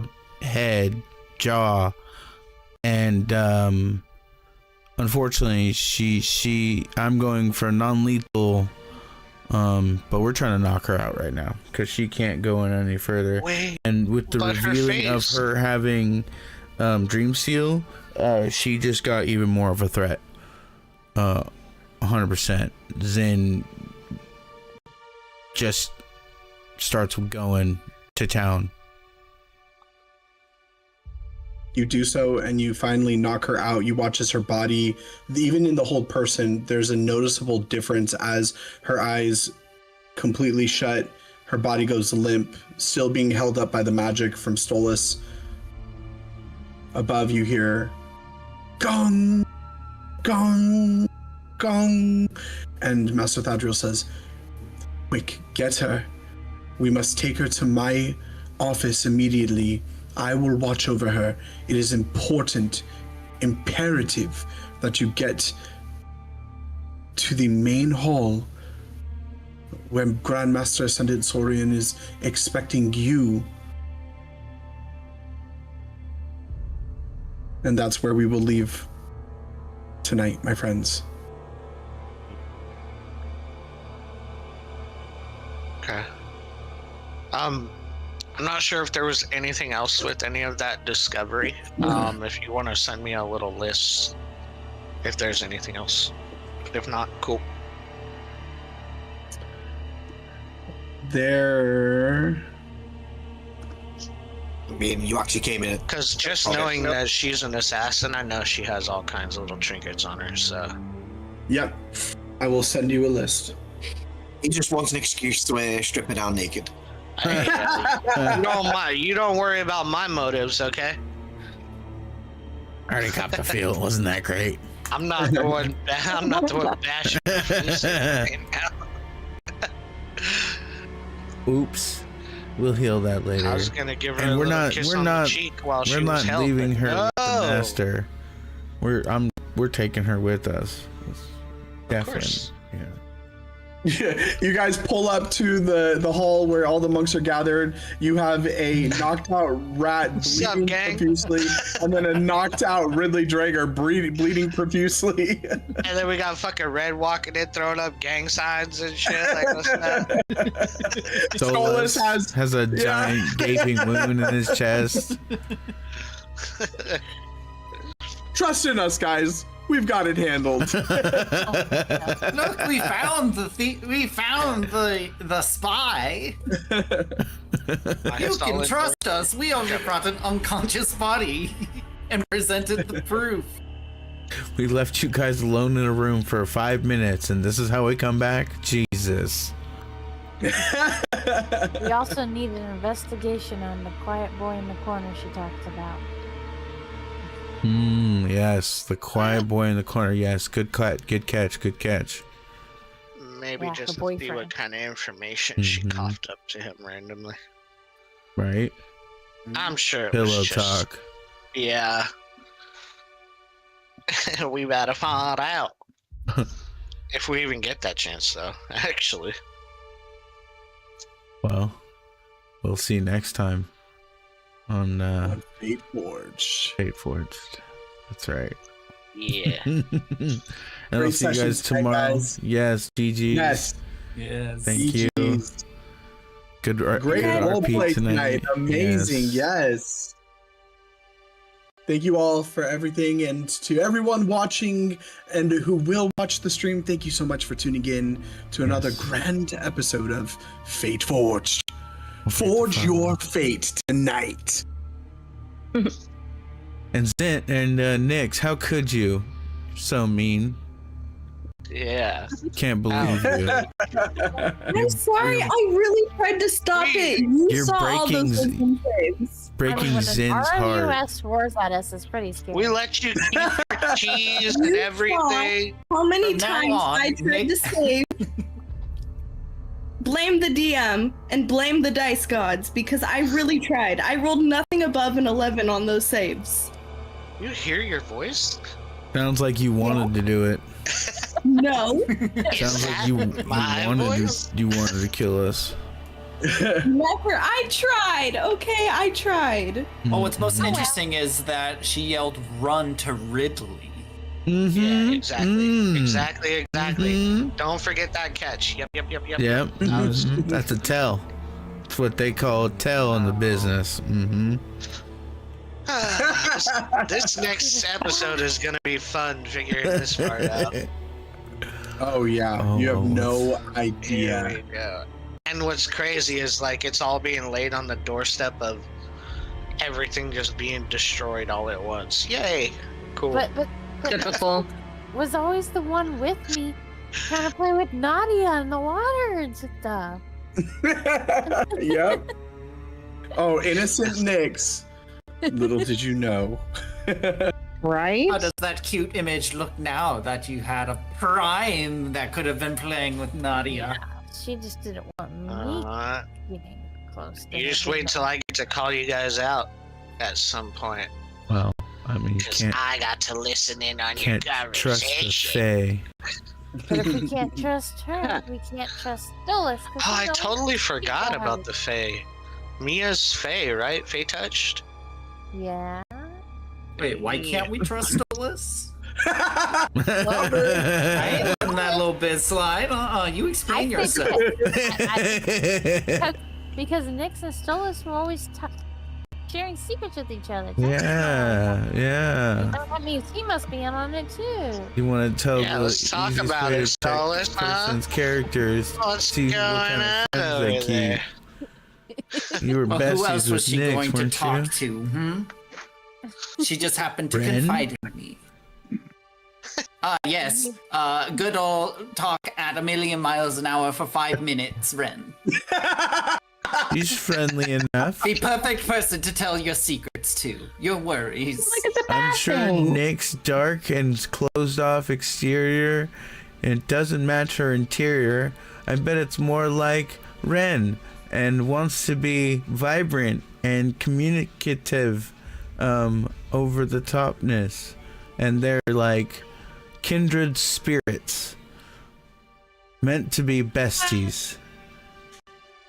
Ren typically talks fast when she lies. In League of Legends. Or nervous. League of Legends? Or nervous. Yep. GG's. Can't wait for tomorrow's session. I'll see you guys then. Yes. Yeah. Amazing. Thanks, guys. Have fun in your guys' Sunday session. Yeah. John, enjoy being a player. John, Yeah, if you can, hit me with those that Discord message I sent you about the spelling of some of the words. And Brian, when you get a chance, I've been making and putting cliff note recaps for some of the episodes. Yay! Can help keep Okay. lore and some information, help especially with like Dreamsteel. We've spoken about that on a couple different effects, and in particular when we were speaking with Valesha. So I don't know if any of that's in there. Information being On our Discord, which if you're still here and you're around, don't forget to join our Discord. You can catch that on Yes, the Discord please. chat. party notes. Yes. That's one part. Mm, Or do you have the notes somewhere else? Good night, guys. no, that's it. Good night. That's it. Night night. Because I randomly looked in there and only seen the one session. I was like, hey. Yeah, there's 42, 43. As soon as I get this spelling repair or finalization, there'll be 44, which was last week. Today was 45, and then I'll be doing some of the older sessions as I get time to get all of the other older sessions in line as well. Are you using AI to take these notes as well? I'm running the YouTube video through a AI transcriber, which gets the full transcript of the AI video. About that. And then I run it through the full transcript through the AI to get a Cliff Notes episode breakdown that shows pretty much everything that's going on. So that if you weren't able to see the episode or you want to catch up, it was like a easy breakdown reading in the Discord server. Okay. Is that when it started, Session 42? That's when I started doing it. Because we were speaking about that, and I was trying to make that. I'm trying to make that a thing. But I'm trying to juggle it with everything else, and I'll be doing older episodes, and trying to get it all to where it's going to be in chronological order eventually. Nice. Cool. Yep. Okay. Good work, y'all. All right. Yeah, tonight was fun. Thank you for having me, as always. Absolutely. Bye, guys. All right. Night. You guys have a wonderful night. All right, guys. Thank you so much for joining us. You guys all have a wonderful evening out on TikTok and Twitch and YouTube land. We'll catch you guys next time. We are live tomorrow night for our Dreams of Hyrule campaign, where Stolas is the campaign leader, Mr. DM over on there. John will be playing Zora, and we got a couple other people